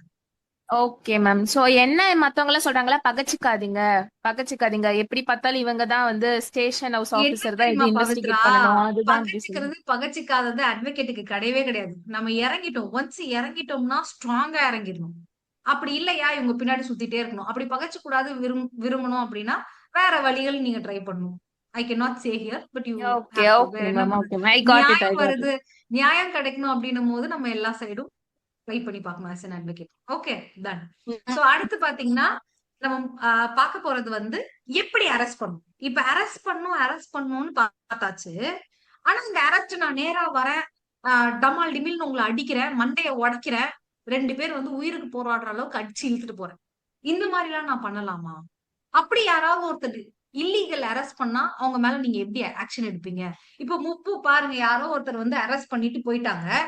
ஆனா அவங்க வந்து எதுக்காக அரெஸ்ட் பண்றோம், எங்க கூட்டிட்டு போறோம் எதுவுமே சொல்லல. அப்ப நீங்க உடனே என்ன பண்ணலாம்? இந்த மாதிரி அரெஸ்ட் பண்ணதுக்கு எங்க கூட்டு போறோம்னு சொல்லல, எதுவுமே பண்ணல. அப்ப நீங்க உடனே ஆக்ஷன் எடுக்கணும். as an advocate என்ன பண்ணுவீங்க?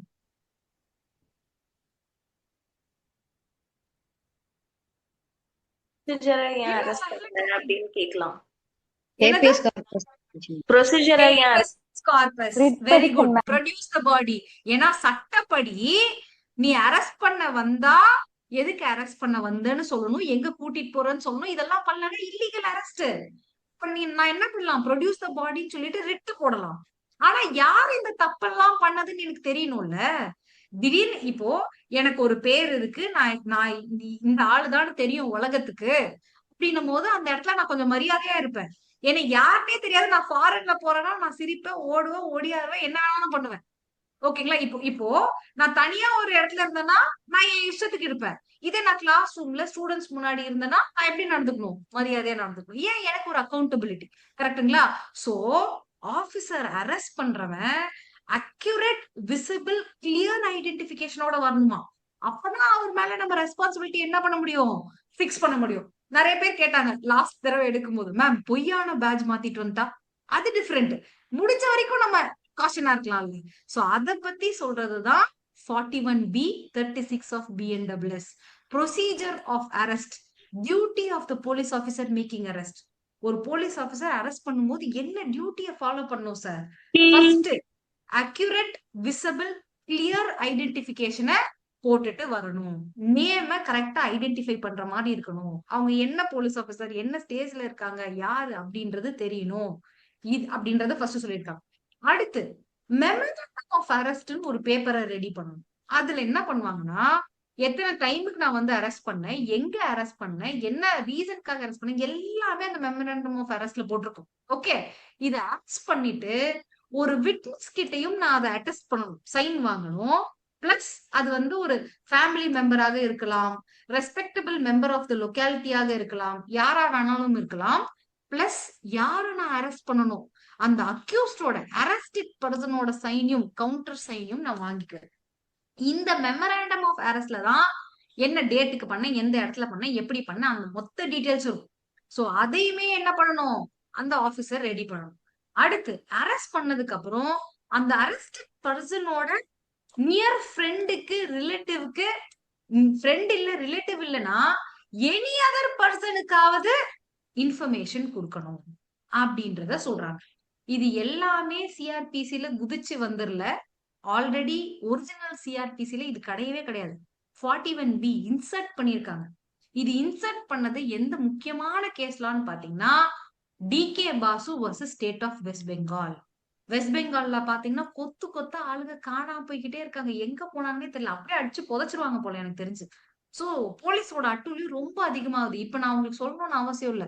சாத்தான்குளம் கேஸ் கரெக்டா? ரொம்ப மோசம். சோ அந்த மாதிரி நடந்துட்டு இருந்த ஒரு டைம் கஸ்டோடியல் டெத் அப்பவே நடக்க ஆரம்பிச்சிருச்சு. அப்ப போட்ட லா இன்னும் நம்ம தடுக்க முடியல. ஓகேங்களா?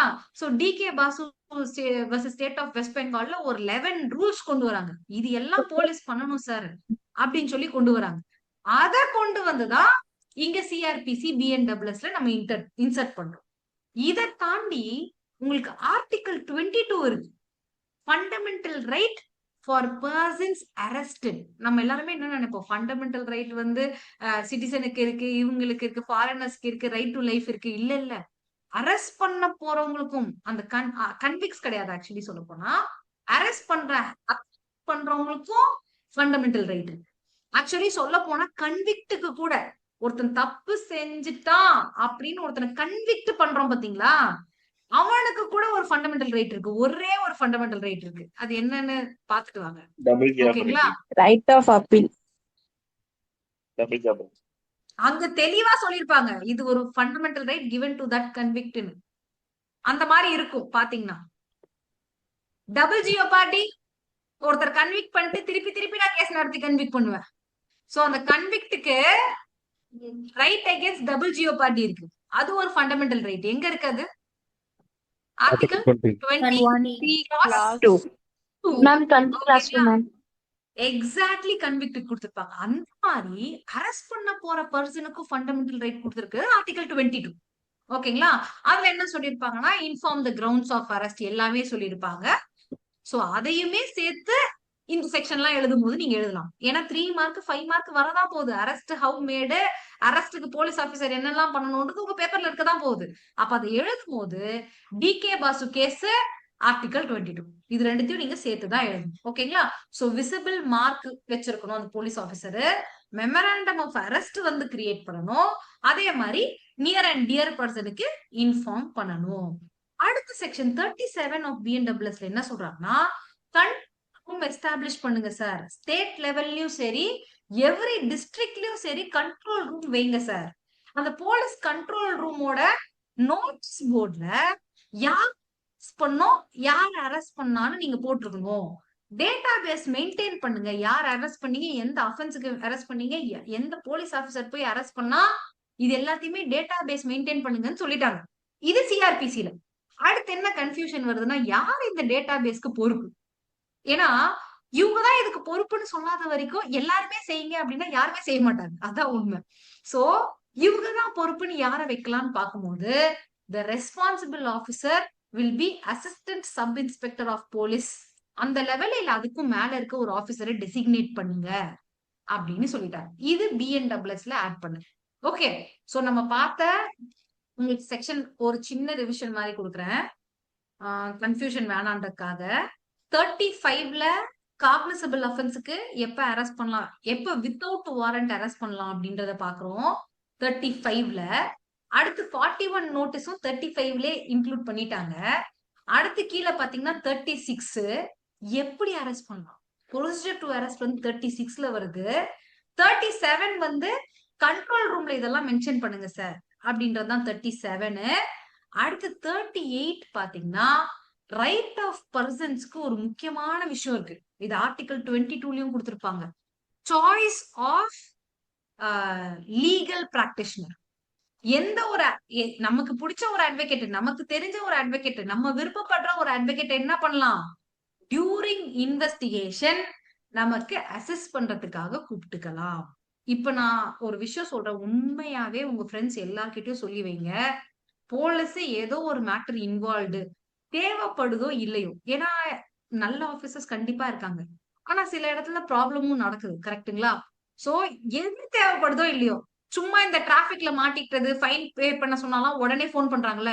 அதே மாரி போலீஸ் வர சொன்னா, உடனே ஏதாவது ஒரு ஃப்ரெண்டுக்கு வர சொல்லுங்க. ஒரு அட்வொகேட் கூட இருக்காங்க அப்படின்னு தெரியும்போது, அவங்க பண்றது கொஞ்சம் கம்மியான அக்கிரமமா இருக்கும்னு நெனைக்கிறேன். திட்டுவாங்க. கண்டிப்பா போகும்போது திட்டுறதுக்கோ, நீங்க நல்லா பேசல, ஒரு தெரிஞ்ச அட்வொகேட்டா இல்லன்னும்போது நம்மளையுமே மிஸ்யூஸ் பண்ண பாப்பாங்க. ஆனா, கொஞ்சம் இன்ஃபார்ம்டா இருக்கும்போது அது ஸ்டாப் ஆகும். ஆனா, எல்லா போலீஸ் ஸ்டேஷன்லயும் பாத்தீங்கன்னா, ஒரு நல்ல உள்ளம் இருக்கும். அது வந்து சைலன்ட்டா சொல்லும். இவரு இப்படிதான்ப்பா, இந்த மாரிலாம் நடக்கும். ஆனா நீ இந்த மாரிலாம் பண்ணீன்னா சரியாயிடும். இவங்கள போய் பாரு, இந்த மாரி ஒரு பெட்டிஷன் அடி அப்படின்னு சொல்றதுக்கும் அங்க ஆள் இருப்பாங்க. Okay. So always tell your friends to call you. Okay. ஆனா நம்ம ஃபிரெண்ட்ஸ் என்னன்னா உருப்படாததுக்கெல்லாம் கால் பண்ணும். ஆ என் ஃபிரெண்ட்ஸ் எல்லாம், "நீ இந்த மாரி கிளாஸ் எடுக்கிறல்ல, நீ அட்வொகேட்டா இருக்கிறல்ல, நான் இந்த மாரி மாட்டிக்கிட்டேன். யூ டர்ன் அடிச்சுட்டேன்." நானே சொல்வேன். நான் யூ டர்ன் அடிச்சிட்டேன்னா நானும் ஃபைன் தான் வந்து கட்டிட்டு போவேன்ப்பா. அதெல்லாம் ஒண்ணும் பண்ண முடியாது. ஏதாவது சீரியஸா போலீஸ் ஸ்டேஷன் கூப்பிட்டா என்னாச்சுன்னு வேணா வந்து பாக்குறேன் அப்படின்னு. ஓகே. சோ அந்த மாரி சொல்லுங்க. So right of the arrested person to meet an advocate of his choice during the investigation. Investigation அப்பயே இருக்கலாம். இப்ப அடுத்த கொஸ்டின் என்னன்னா, இவங்களை இன்வெஸ்டிகேட் பண்ண போறோம் அக்யூஸ்ட. அப்போ நான் ஃபுல் இன்வெஸ்டிகேஷனும் கூடயே இருக்கலாம்னு நான் சொல்ல முடியுமா? நான் கூடயே இருக்கணும் சார். ஃபுல்லா அவர் கூட தான் சார் இருப்பேன். அப்படி நோ இருக்க மேம், சொல்ல முடியாது. முடியாது மேம். சொல்ல நாட் முடியாது. Not interrogation. Throughout the interrogation சொல்லிட்டு அங்கேயே கொடுத்திருப்பாங்க. எப்ப தேவைப்படுது கொஞ்ச நேரம் போய் பார்த்துட்டு மட்டும் வரலாம். ஆனா அப்ராட்ல எல்லாம் பாத்தீங்கன்னா த்ரூ அவுட் த இன்டராகேஷன் இருக்கலாம். ஓகே, நம்ம ஊர்ல அது இன்னும் வரல. இந்த கூடிய சீக்கிரம் இப்படி போய்கிட்டே இருந்துச்சுன்னு வச்சுக்கோங்க, எல்லாரையும் அடிச்சு கொண்டுட்டே ஏதாவது பிரச்சனையா இருந்துச்சுன்னா த்ரூ அவுட் த இன்வெஸ்டிகேஷன் கண்டிப்பா கொடுக்க வாய்ப்பு உண்டு. ஏன் த்ரூ அவுட் த இன்வெஸ்டிகேஷன் இருக்கக்கூடாதுன்னு சொல்றீங்க? இப்பயே கூட நம்ம பில் போடலாம் கண்டிப்பா. ஏன்னா ஒருத்தரை கம்பல் பண்ணி நம்ம வந்து வாங்கக்கூடாது அப்படிங்கிறாங்க. கரெக்டா கம்பல் பண்ணி ஒரு ஸ்டேட்மெண்ட் வாங்கக்கூடாதுன்றாங்க. எனக்கு அகேன்ஸ்டாவே என்ன கம்பல் பண்ணக்கூடாதுன்றாங்க. சோ அப்ப த்ரூ அவுட் த இன்வெஸ்டிகேஷன் இருக்கலாமே, இதை சேஞ்ச் பண்ணுங்கன்னு சொல்லி கேட்கலாம். ஆனா இது எங்க போய் முடியும் தெரியுமா? கஷ்டப்படுற மக்களுக்கு யூஸ் ஆகாது. நல்லா பணத்தை வச்சுட்டு ஏமாத்திட்டு எதுவுமே பேசாம அட்வொகேட்டை கூட்டிட்டு போய் உட்காந்துட்டு சிஸ்டத்தை ஏமாத்தி வெளியே போயிடுவோம். அவனுக்கு யூஸ் ஆயிடும். உண்மையை சொல்ல போனா நிறைய அஃபென்சஸ் கஷ்டப்படுறவங்களுக்கு போகாம யாரெல்லாம் விக்டிமா இருக்காங்களோ அவங்களுக்கு எகேன்ஸ்டாவே போற சூழ்நிலை இருக்கு. சோ மேபி இது இருக்கிறது நல்லதுதான் ஒரு பக்கம். அடுத்து section 39 of BNWS, arrest on refusal to give name and address. இது என்னன்னு பாத்தீங்கன்னா நான் காக்னிசபிள் கேசஸ். இவ்வளோ நேரம் நம்ம மேல இருந்து பார்த்தது எல்லாமே காக்னிசபிள் கேசஸ். கீழே என்ன சொன்னானுங்க? நம்ம ஃபர்ஸ்ட் பார்த்த செக்ஷன்ல காக்னிசபிள் நான் காக்னிசபிள் கேஸா இருந்தா வாரண்ட் இல்லாம நீ தொடவே தொடாத சார் அப்படின்னு சொல்லிட்டாங்க. ஆனா இந்த நான் காக்னிசபிள் கேஸ்க்கு ஒரு ஏரியா இருக்கு. இந்த presence of the police officer நான் என்ன பண்றேன்? கமிட்டட் அ நான் காக்னிசபிள் கேஸ். ஓகேங்களா? சோ மேல நம்ம பார்த்தோம்ல, இந்த presence of the police officer ஒரு காக்னிசபிள் கேஸ் நடந்துச்சுன்னா உடனே அரெஸ்ட் பண்ணிடுங்க. அதே இந்த presence of the police officer ஒரு நான் காக்னிசபிள் கேஸ் நடந்துச்சுன்னா செக்ஷன் 42 CRPCக்கு கீழே வந்துருங்க. அந்த 42 CRPC தான் இப்ப நம்ம பார்க்க போறோம். சோ 42 CRPCல என்ன சொல்றாங்க? ஒரு போலீஸ் ஆபீசர் முன்னாடி நான் காக்னிசபிள் கேஸ் நடக்குது, இல்லைன்னா அக்யூஸ்ட் ஆஃப் கமிட்டிங் நான் காக்னிசபிள் கேஸ் அங்க இருக்காங்க அப்படின்னும் போது உடனே அந்த போலீஸ் ஆபீசர் நேம் அட்ரஸ் அந்த மாதிரி இன்ஃபர்மேஷன் பொய்யா தப்பா அவரை பத்தி விசாரிக்கணும். நேம் அட்ரஸ் எங்க வாழ்றீங்க எல்லாத்தையுமே சொல்லணும். ஓகேங்களா? அவர் உடனே சொல்லிட்டாருன்னா நம்ம அரெஸ்ட் பண்ண தேவையில்லை. ஆனா அவர் சொல்லல, ஒரு இன்ஃபர்மேஷனை கொடுக்க மாட்டேங்கிறாரு அப்படின்னும் போது நம்ம அரெஸ்ட் பண்ணிடலாம். ஆனா அந்த அரெஸ்டுமே நான் பண்ணி ஒரு 10 வருஷம் 5 வருஷம் 1 வருஷம் 6 மாசம் 1 மாசம் உள்ள வச்சிருப்பேனா? கிடையாது. I will arrest only for 24 hours. ஓகேங்களா? 24 ஹவர்ஸ்க்குள்ள ஏதாவது ஒரு பாண்ட் கொடுக்குறாங்க, ஷூரிட்டி கொடுக்குறாங்க, செக்யூரிட்டி கொடுக்குறாங்க, அதெல்லாம் ஃபைன். ஆனா 24 ஹவர்ஸ்க்குள்ள நான் என்ன பண்ணணும்? 24 ஹவர்ஸ் வரைக்கும் தான் நான் வந்து அவனை வச்சிருக்கணும், விசாரிக்க ட்ரை பண்ணணும். வேற இப்போ இவர் அரெஸ்ட் பண்ணதுக்கான ரீசன் என்னன்னு பாருங்க. பனிஷ்மெண்ட் கொடுக்கையோ இன்வெஸ்டிகேட் பண்ணையோ பெருசா அதுக்கெல்லாம் கிடையாது. இவர் யாரு, எங்க அட்ரஸ் இருக்கு, அதை அசர்டைன் பண்றதுக்காக மட்டும் தான் நான் அரெஸ்ட் பண்றேன். சோ 24 ஹவர்ஸ்க்குள்ள நான் அந்த அசர்டைன் பண்ண ட்ரை பண்ணணும். இவர் எங்க இருக்காரு, இங்க வேலை செய்யறாரா, இவரோட பேர் என்னது, இவர் அட்ரஸ் என்னது, அதெல்லாம் ட்ரை பண்ணணும். ஆனா 24 ஹவர்ஸ்க்கு மேல நான் இவரை வச்சுக்கணும்னா நான் என்ன பண்ணணும்? மேஜிஸ்ட்ரேட் கிட்ட கொண்டு போய் கொடுத்துட்டு ஜுடிஷியல் கஸ்டடி கேட்கணும் மேம். தான் கொண்டு வரணும். So nearest magistrate having jurisdiction கிட்ட நான் கொண்டு போவேன். இதே அவரை வந்து அரெஸ்ட் பண்ணிருக்கேன், அவர்கிட்ட கேக்குறேங்கப்பா என் எதிர்க்கே ஒரு நாட் காக்னிசபிள் அஃபென்ஸ் பண்றாரு, உடனே அவரை கூப்பிட்டு வந்து என்ன பேர் சார், எங்க சார் வேலை செய்றீங்க கேக்குறேன். நான் யார் தெரியுமா, என் ஃப்ரெண்டு யார் தெரியுமா, இப்ப வரப்போ 2026ல வரப்போற நோட்டிபிகேஷன்ல வந்து பாஸ் ஆன ஒரு ஜட்ஜு அப்படின்னு உங்க பேரை தான் சொல்லுவாங்க. நான்லாம் அதெல்லாம் சொல்ல முடியாது அப்படின்னு அவர் சொன்னார்னா நான் போலீஸ் ஆபீசர் அவரை அரெஸ்ட் பண்ணிப்பேன். ஒரு 2-3 ஹவர்ல இவரோட உண்மையான பேர் எது, ரெசிடென்ஸ் எது எல்லாத்தையுமே எனக்கு தெரிஞ்சிருச்சு அப்படின்னா உடனே நான் வந்து அவர் ஒரு பாண்ட சைன் பண்ண சொல்லி அனுப்பிச்சிடலாம். போலீஸே அனுப்பிச்சிடலாம். மேஜிஸ்ட்ரேட் கிட்ட 24 ஹவர்ஸ்க்கு அப்புறம் தான் நான் போகணும். அதுக்கப்புறமும் இவருக்கு தேவைனா மட்டும்தான் போகணும். ஆனா 24 ஹவர்ஸ்க்குள்ள எனக்கு வந்து இவரோட பேரு, அட்ரஸ் எல்லாமே அசர்டைன் ஆயிடுச்சுன்னும் போது I can ask him to sign a bond and go. Plus நான் என்ன சொல்லுவேன், ஒரு கண்டிஷன் போட்டு சொல்லுவேன், எப்பெல்லாம் மேஜிஸ்ட்ரேட் முன்னாடி நீங்க இந்த கேஸுக்காக வரணுமோ அப்ப கண்டிப்பா வரணும் அப்படின்னு ஒரு சைனை வாங்கிட்டு அனுப்புவேன். இப்போ ஒரு பாண்டு சைன் பண்ணிட்டு நான் அனுப்பலாம்னு சொல்றேன் பாத்தீங்களா, இந்த பாண்டு ஷூரிட்டி கேட்டும் நான் சைன் பண்ண சொல்லலாம், வித் ஷூரிட்டியும் பண்ண சொல்லலாம், வித்தவுட் ஷூரிட்டியும் பண்ண சொல்லலாம். சோ வித் ஷூரிட்டி நான் பண்ண சொன்னா அந்த பாண்டுக்கு பேர் என்னது? Bail bond. Bail bond. Super Yamuna. அதோட டெஃபினிஷன் எங்க இருக்கு? 2 கிளாஸ் 1D ல இருக்கு. ஓகேங்களா? இதே எனக்கு வந்து ஷூரிட்டி எல்லாம் வேணாம் சார், நீ ஓன் பாண்ட்ல போ அப்படின்னு சொன்னா அந்த பாண்ட் பேர் என்னது? வெறும் பாண்ட் மேம். வெறும் பாண்ட். சூப்பர். ஜேம்ஸ் பாண்ட் மாதிரி 2-1E ல வெறும் இருக்கு. பாண்ட். 2E ல இருக்கு. 2-1E ல இருக்கு. ஓகேங்களா? சோ இதுதான் வந்து எப்பெல்லாம் பாண்ட், எப்பெல்லாம் வந்து பெயில் பாண்ட் யூஸ் பண்ணிருக்காங்கன்னு ஒருத்தவங்க क्वेश्चन கேட்டாங்க. சோ இந்த மாதிரி ஏரியாஸ்ல எல்லாம் யூஸ் பண்ணிருக்காங்க. ஓகே, சோ திருப்பி பாப்போம். இப்ப நான் cognizable case, cognizable not cognizable case police officer பிரசன்ஸ்ல நடக்குதுன்னும் போது கூப்பிட்டு போலீஸ் ஆபீசர் என்ன கேட்பாரு? Name and address. உன் பேரு அட்ரஸ் சொல்லிட்டா விட்டுருவாங்க. சொல்லல அப்படின்னும் போது Custody இருக்கு 24 hours custody இருக்கு. கஸ்டடி மேக்ஸிமம் எவ்வளவு நாள்? 24 ஹவர்ஸ். ஓகேங்களா? 24 ஹவர்ஸ் மேல போகணும் நான் வந்து விசாரிக்கணும் அப்படின்னா Jail போய் நியரஸ்ட் மேஜிஸ்ட்ரேட் கிட்ட கொண்டு போயிடணும் மேம். மேஜிஸ்ட்ரேட் இல்ல, நியரஸ்ட் மேஜிஸ்ட்ரேட் கிட்ட போகணும். ஓகேங்களா? அதுக்கு பாத்தீங்கன்னா இப்ப நான் ஒரு 2 ஹவர்ல என் பேரு எல்லாமே தெரிஞ்சிருச்சு. அப்ப என்ன பண்ணணும் போலீஸ்? பாண்ட் வந்துட்டு எக்ஸிக்யூட் சொல்லிட்டு விட்டுறணும் மேம். பாண்டு இல்ல பெயில் பாண்ட்ல அமிச்சிட்டு என்ன வந்து கரெக்டான டைமுக்கு வந்து நான் அப்பியர் ஆவேன்னு சொல்லி சைனை வாங்கி என்ன அமிச்சு விட்டுடலாம். சோ இததான் இங்க சொல்லியிருக்காங்க. அடுத்து இதெல்லாம் போலீஸ் ஆபீசர் அரெஸ்ட் பண்றது. பிரைவேட் பர்சன் அரெஸ்ட் பண்ணலாமா? பண்ணலாம். சோ அந்த பிரைவேட் பர்சன் சொல்றதுதான் very good. 40 BNWS arrest by private person. Procedure on such arrest என்ன பண்ணலாம் அப்படின்னு பாத்தீங்கன்னா, in the presence of the private person ஒரு நாட் பெயிலபிள் காக்னிசபிள் அஃபென்ஸ் நடக்குது. நல்லா பாத்துக்கோங்க, நான் பெயிலபிள் காக்னிசபிள் அஃபென்ஸ். ஆனா திருட்டு உங்களுக்கு வந்து நான் பெயிலபிளா காக்னிசபிள் அஃபென்ஸா? பாருங்க. Yes ma'am. ஃபர்ஸ்ட் டைம் ஆஃபெண்டர் திருட்டு பண்றாங்க. திருட்டு காக்னிசபிள் அண்ட் நான் பெயிலபிள் ஆஃபென்ஸ் தான். ஓகே. வேற மாதிரி சின்ன சின்ன அஃபென்சஸ்லாம், ரொம்ப சின்ன அஃபென்சஸ்லாம் நடக்கும். அதுக்கு வந்து நம்ம உடனே நம்ம ஆளுங்க என்ன தப்பு பண்ணாலும் சரி அடிச்சு இழுத்துட்டு போய் போலீஸ் ஸ்டேஷன்ல விட்டுருவாங்க. காக்னிசபிள் நான் பெயிலபிளா அப்படின்றது எல்லாருக்குமே தெரியுமா? நமக்கே சிலதெல்லாம் வந்து ஸ்கெடியூல் பார்த்தாதான் தெரியும். பொது மக்களுக்கு தெரியுமா? No ma'am. தெரியாது. பொதுமக்கள் முன்னாடி ஒரு பெயிலபிள் அஃபென்ஸ் நடக்குது, ஒரு நான் காக்னிசபிள் அஃபென்ஸ் நடக்குது. ஆனா தப்புன்னு சொல்லிட்டு அவங்க என்ன பண்றாங்க, உடனே அடிச்சு இழுத்துட்டு போய் போலீஸ் ஸ்டேஷன்ல விட்டுறாங்க. இப்போ இந்த பொதுமக்கள் வந்து தப்பு பண்ணிருக்காங்களா? நோ மேம், தப்பு பண்ணல மேம். அப்ப இந்த செக்ஷனை பாருங்க, நல்லா பாருங்க. இந்த செக்ஷன்ல என்ன சொல்றாங்க, பிரசன்ஸ் ஒருத்தர் ஒரு எனி பர்சன் முன்னாடி, பிரைவேட் பர்சன் முன்னாடி ஒருத்தர் நான் பெயிலபிள் அஃபென்ஸ் காக்னிசபிள் அஃபென்ஸ் பண்ணும் போதுதான் நான் என்ன பண்ணலாம், I can take the person to the police station அப்படின்னு சொல்றாங்க.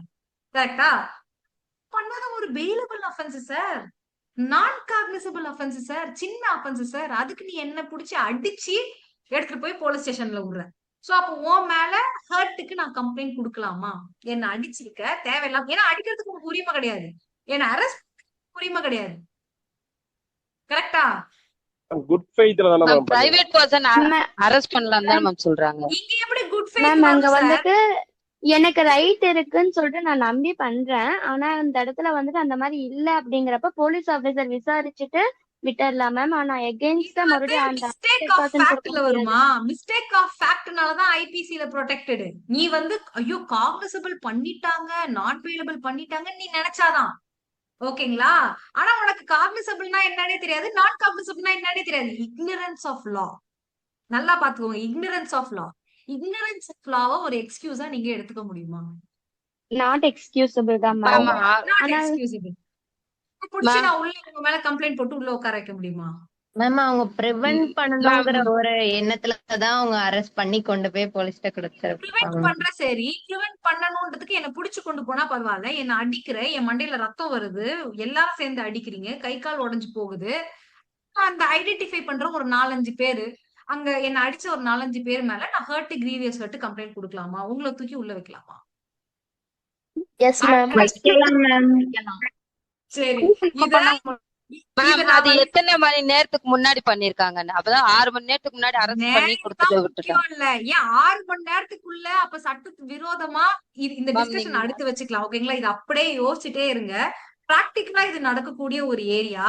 ஆஸ் எ ஜேஎம் உங்களுக்கு கிட்ட ரிமாண்டுக்கு வருவாங்க பாத்தீங்களா, அப்ப இந்த மாதிரி கேஸ் என்கவுண்டர் உங்ககிட்ட வரும். நீங்க யோசிச்சு ப்ராப்பரா பண்ணணும். நீங்க ஜட்ஜ் ஆனதுக்கு அப்புறம் ஃபேஸ் பண்ணக்கூடிய ஒரு ஏரியா. எனக்கு போன் வர்றதுல இந்த ஏரியா. சோ இத வந்து படிச்சு வைங்க. இப்போதைக்கு லா என்னன்னு பேசிக்ஸ் எல்லாரும் படிக்கிறாங்கல்ல, பேசிக்ஸ் சொல்லி கொடுத்துறேன், அதுக்கப்புறம் அதுக்கு போலாம். ஓகேங்களா? சோ 40ல என்ன சொல்றாங்க, எனி பர்சன் பிரைவேட் பர்சனா இருக்காங்கன்னும் போது அவங்க எப்ப அரெஸ்ட் பண்ணலாம்? ஸ்ட்ரிக்டா சொல்ல போனீங்கன்னா அவங்க பிரசன்ஸ்ல ஒரு அஃபென்ஸ் கமிட் பண்றாங்க, அது நாட் பெயிலபிள் அண்ட் காக்னிசபிளா இருந்தால் மட்டும்தான் அரெஸ்ட் பண்ண முடியும் அவங்களால. ஓகேங்களா? பெயிலபிளா இருந்துச்சு, நான் காக்னிசபிளா இருந்துச்சுன்னா அவங்களால பண்ண முடியாது.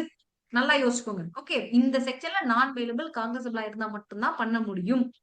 ஓகே, அடுத்து அவங்க ப்ரொக்ளிட் அஃபெண்டராக இருக்கிறாங்க அப்படின்னும் போது பண்ணலாம்.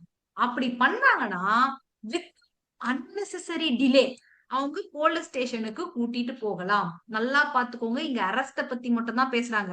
அடிக்கிறது, உதைக்கிறது, ஹர்ட் பண்றது, கொலை பண்றது அத பத்தி பேசல. You have right only to arrest. Okay, so police ஸ்டேஷனுக்கு கொண்டு போலான்னு சொல்றாங்க. அன்னெசரி டிலேன்னு முன்னாடி கொடுத்துருந்தாங்க. இப்ப வந்து நான் ரூம்ல வச்சுட்டு ஒரு 4 நாள் கழிச்சு கொண்டு போறேன், நெசசரி டிலே தான் சார், எனக்கு வேலை எல்லாம் இருந்துச்சு அப்புறமா கொண்டு போனேன், அந்த இதெல்லாம் சொல்லக்கூடாதுன்றதுக்காக தான் 6 hours நீங்க அரெஸ்ட் பண்ணதோட கொண்டு போய் கொடுக்கணும்னு சொல்லி இப்ப பிஎன்டபிள்யூஎஸ்ல 6 hours கொண்டு வந்திருக்காங்க. திருப்பி திருப்பி சொல்றேன், நான் பெயிலபிள் அஃபென்ஸ், காக்னிசபிள் அஃபென்ஸுக்கு அதுவும் அரெஸ்ட் தான் பண்ண முடியும். அடிக்கவோ மிதிக்கவோ உதைக்கவோ அரெஸ்ட் கீழே அது வராது. ஓகேயா? 6 hours கொண்டு போய் கொடுக்கணும்ன்றது அடிஷனா கொடுத்திருக்க ஒரு என்ன சொல்றது, ஒரு வரம்பு, கண்டிஷன், அவ்வளவுதான்.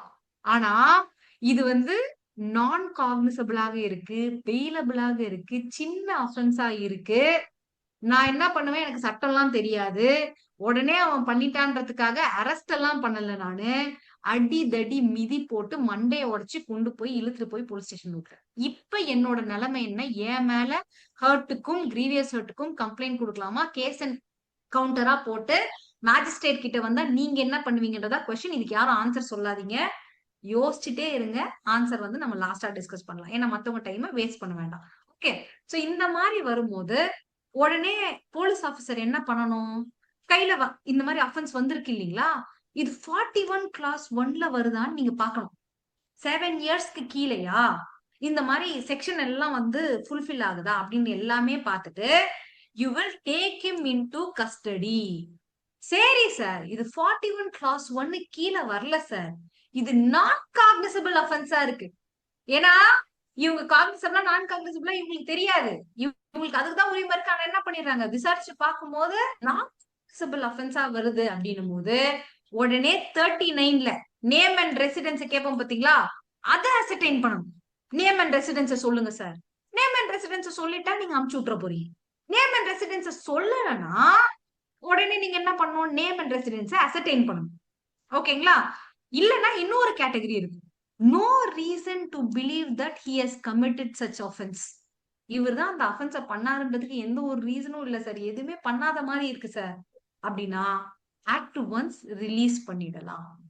ஓகே, சோ ஃப்ளோவை பாத்துக்கோங்க. ஒரு பிரைவேட் பர்சன் அரெஸ்ட் பண்றாங்க, அது யார பண்ண முடியும்? நான் பெயிலபிள் காக்னிசபிள் தான் பண்ண முடியும். அதை நேரா கொண்டு வந்து 6 மணி நேரத்துக்குள்ள போலீஸ் ஸ்டேஷன்ல கொடுக்கணும். நீங்க தான் போலீஸ் ஆபீசர்னா உடனே என்ன பண்ணுவீங்க? 41 கிளாஸ் 1 அப்ளை பண்ணுவீங்க. கரெக்டா? 7 இயர்ஸா, 7 இயர்ஸ்க்கு மேலயா? 7 இயர்ஸ்க்கு மேலனா உடனே அரெஸ்ட் பண்ணி உள்ள போட போறீங்க. 7 இயர்ஸ்க்கு கீழே போது 5 கண்டிஷன் இருக்கான்னு பார்க்க போறீங்க. அந்த 5 கண்டிஷன் இருந்தா அரெஸ்ட், இல்லன்னா கிடையாது. உடனே நீங்க என்ன பண்ணணும்? நான் காக்னிசபிள் ஏரியாக்கு போயிடுது. கரெக்டா? சப்போஸ் நான் காக்னிசபிள் ஏரியா அப்படின்னும் போது கரெக்டா அட்ரஸ் கொடு, நேம கொடுன்னு கேட்க போறீங்க. கேட்டா அவன் சொல்லிட்டானா விட்டுறணும். அவன் சொல்லலைன்னா அசர்டைன் பண்ணு. அசர்டைன் பண்ணதுக்கு அப்புறம் விட்டுரு. 39 சொன்னதெல்லாம் ஃபாலோ பண்ணு. இன்னொரு கேட்டகரி, காக்னிசபிளும் கிடையாது சார், நான் காக்னிசபிளும் கிடையாது சார், இவன் அஃபென்ஸே பண்ண மாதிரியே அங்க தெரியல சார், இவன் பண்ணது ஒரு அஃபென்ஸ் கீழே வரல சார் அப்படின்னும் போது ரிலீஸ் அட் ஒன்ஸ். எப்படி சார் அஃபென்ஸ் கீழே வராம இருக்கும்னு கேட்டீங்கன்னா, இது முந்தா நேத்து நடந்தது. யாரோ ஒருத்தர் வந்து ஒரு பப்ளிக் சர்வெண்ட் கிடையாது, அவர் என்ன பண்ணிருக்காருன்னா எலெக்ஷன் டியூட்டில அசஸ் பண்ற ஒரு ஆளு, எல்லாருமே லைனா நிக்கணும்ன்றதுக்காக விசில் ஊதிருக்காரு. ஓகேங்களா? ஒரு ஆபீசர் விசில் ஊதுன கதையும் போயிட்டு இருக்கு. இவர் வந்து ஆபீசர் கிடையாது, சில பேர் போட்டிருப்பாங்களா அந்த வில்லேஜ்ல ஹெல்ப் பண்றதுக்கு, அவரு விசில் ஊதிருக்காரு. நீ எப்படி எங்களோட சின்னம் விசில் சின்னம்? விசில் சின்னம் யாரோட சின்னம்? விஜய் சின்னம். மாதிரி டிவிகே விசில் சின்னத்தை நீ வந்து இந்த மாதிரி யூஸ் பண்றன்னு சொல்லி அடிச்சு இழுத்துட்டு போய் போலீஸ் ஸ்டேஷன்ல விட்டுருக்காங்க. இவர் என்ன அஃபென்ஸ் இங்க பண்ணாரு? அப்ப காங்கிரஸ் கை சின்னம், நான் இனிமேல் கையை யூஸ் பண்ண கூடாதா? சூரியன் வந்து உதய சூரியனோட சின்னம், அப்ப சூரியன் வரக்கூடாதுன்னு நம்ம இது பண்ணிட முடியுமா?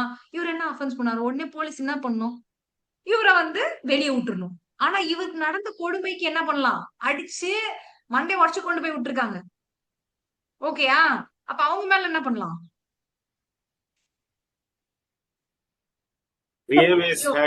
அந்த இது மாதிரி எஸ், அவங்களுக்கு ப்ரொடெக்ஷன் வருமா இல்லையான்றதா நீங்க திங்க் பண்ணணும். ஓகேயா? ப்ரொடெக்ஷன் ஆக்சுவலி வருமா? ப்ரொடெக்ஷன் கொடுத்தா நியாயமா? சும்மா நினைச்சாப்ல கையில எல்லாத்தையும் எடுத்து நான் யார வேணாலும் அடிக்கலாம்னா அது கரெக்டா இருக்குமா? எல்லாத்தையும் யோசிச்சு வைங்க. Okay, so that is the thing. Now coming to the next person, arrest by magistrate. So first பார்த்தது police officer, next private person, இப்ப பை மேஜிஸ்ட்ரேட். எஸ், 41 BNWSல நீங்க அரெஸ்ட் பண்ணலாம். அதுக்கு நீ இறங்கி போய் எல்லா ஜூரிஸ்டிக்ஷன்லயும் அரெஸ்ட் பண்ணலாம்னா பண்ண முடியாது. எக்ஸிகியூட்டிவ் மேஜிஸ்ட்ரேட், ஜுடிஷியல் மேஜிஸ்ட்ரேட், அவங்க பிரசன்ஸ்ல வித்தின் ஹிஸ் லோக்கல் ஜூரிஸ்டிக்ஷன். முதலைக்கு எங்கங்க பவர் அதிகம்? நிலத்திலயா? எங்க பவர் அதிகம்? தண்ணில. அந்த மாதிரி ஒரு magistrate is very powerful only in his jurisdiction. நான் இன்னொரு விஷயம் சொல்றேன், நீங்க நாளைக்கு ஜட்ஜா போய் உட்காரும் போது எல்லா டைப் ஆஃப் ஆளுங்களையும் பாப்பீங்க. பெரிய சீனியர்னு சொல்லுவாங்க, ஹைகோர்ட்ல பிராக்டிஸ் பண்றேன்னு சொல்லுவாங்க, ஆனா மேஜிஸ்ட்ரேட் கிட்ட எப்படி மரியாதையா நடந்துக்கணும் தெரியாது. ஏன்னா அவங்களோட ஈகோ இருக்கும். என்னன்னா, நான் எனக்கு 60 வயசு ஆயிடுச்சு, இவளுக்கு 24 வயசு தான், அங்க மேஜிஸ்ட்ரேட்னு உட்கார்ந்துருக்கா, இவளுக்கு என்ன தெரியும்? ஓகே, அந்த மாதிரி ஆளுங்கள் எல்லாம் சமாளிக்க வேண்டியது வரும். அவங்க என்ன பேசினாலும் நீங்க வார்த்தையை விட தேவையில்லை. உங்களோட பவர் அந்த பெண்ல இருக்கு. ஒரு 2 வார்த்தை. உண்மையாவே நல்ல சீனியர், நல்லா படிச்சவங்க, ஹைகோர்ட்ல பிராக்டிஸ் பண்றவங்க, சுப்ரீம் கோர்ட்ல பிராக்டிஸ் பண்றவங்க டெக்கரம் தெரியாம நடந்துக்க மாட்டாங்க. நல்லா பேசுவாங்க, மரியாதையா பேசுவாங்க. ஆனா சும்மா மேஜிஸ்ட்ரேட் நம்ம மிரட்டணும், அந்த எனக்கு ஒண்ணுமே புரியல. உண்மையாவே ஒரு சின்ன பொண்ணு அந்த போஸ்ட்ல உட்கார்ந்து இருந்தா சீனியருக்கு பிடிக்கலங்க, நான் வந்து 100 தடவை அதை சொல்லுவேன். அதனால கூட இந்த 3 இயர்ஸ் கொண்டு வந்திருக்கலாம். உண்மையை சொல்ல போனா இது ஒரு தப்பு நோஷன். எப்படி அது மனசு வருது? நம்ம பசங்க, நம்ம இதுல இருந்து வரவங்க, அவங்க வந்து அவ்வளவு கஷ்டப்பட்டு யாரும் ஈஸியா இந்த எக்ஸாம் எழுதி வந்துடல. நீங்க சீனியரா வந்து எக்ஸாம் வச்சா சீனியரா வந்தீங்க, பிராக்டிஸ்ல தானா வந்துட்டீங்க. கரெக்டா? அது ஹார்ட் ஒர்க். ஆனா ஹார்ட் ஒர்க் பண்ணி உண்மையான சீனியர்ஸ் அதை பண்ண மாட்டாங்க. இப்படி வந்து பண்ணாங்கன்னா 2 நிமிஷம் பார் கவுன்சிலுக்கு இந்த மாதிரி இதெல்லாம் பேசுனாங்கன்னு சொல்லிட்டு உடனே நீங்க எழுதுங்க. That will be very powerful. அந்த இடத்துல ஒரு வார்த்தை கூட விடாதீங்க. உங்க கையில இருக்க பேனாக்கு எக்கச்சக்க பவர் இருக்கு. எல்லாத்தையும் கண்டென்ட்ல ரெக்கார்ட்ல வைங்க. சுப்ரீம் கோர்ட் போனா கூட ஒண்ணும் பண்ண முடியாது. சரிங்களா? சோ அந்த மாதிரி சிச்சுவேஷன் எல்லாம் வரும்போது யூ கேன் ஆல்வேஸ் தனியா கால் அந்த மீ. ஜட்ஜஸ் மட்டும் பாய்காட் போடுறாங்க ma'am.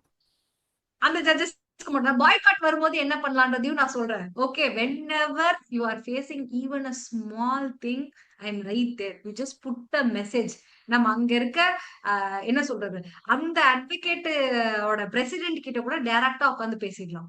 You will be safe. நீங்க நியாயம் பண்ற வரைக்கும், நல்லது பண்ற வரைக்கும் யாருமே உங்களை ஒண்ணும் பண்ண முடியாது. டோன்ட் வரி.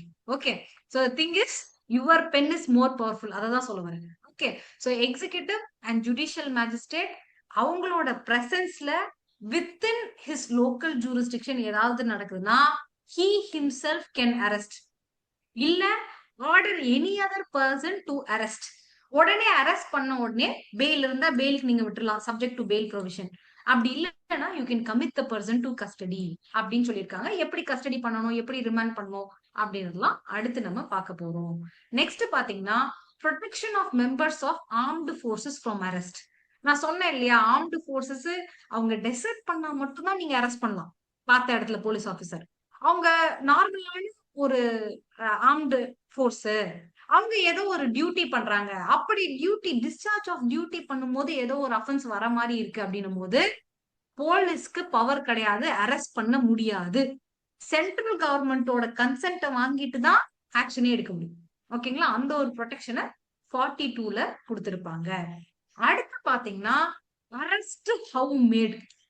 நான் இப்ப அரெஸ்ட் பண்ணணும் ஒருத்தரை, படத்துல எல்லாம் பாத்தீங்கன்னா எப்படி அரெஸ்ட் பண்ணுவாரு ஹீரோ, நீங்க சொல்லுங்க. You are under arrest. அப்படி மட்டும் தான் சொல்லுவாரா?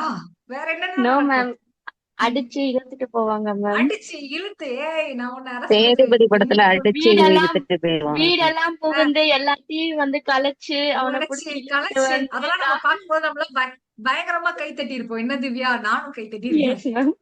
இப்ப கூட சிங்கம் படத்தை பார்த்து இன்ஃபுளுன்ஸ்ல ஆயிருக்கேன்.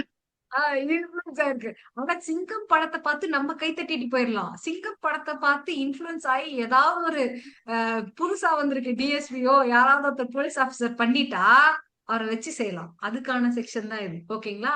யூ கேன் இப்ப வந்து அரெஸ்ட் பண்ணணும் அப்படின்னும் போது you shall not touch and arrest. First இது வந்து you shall touch and confine the பாடி.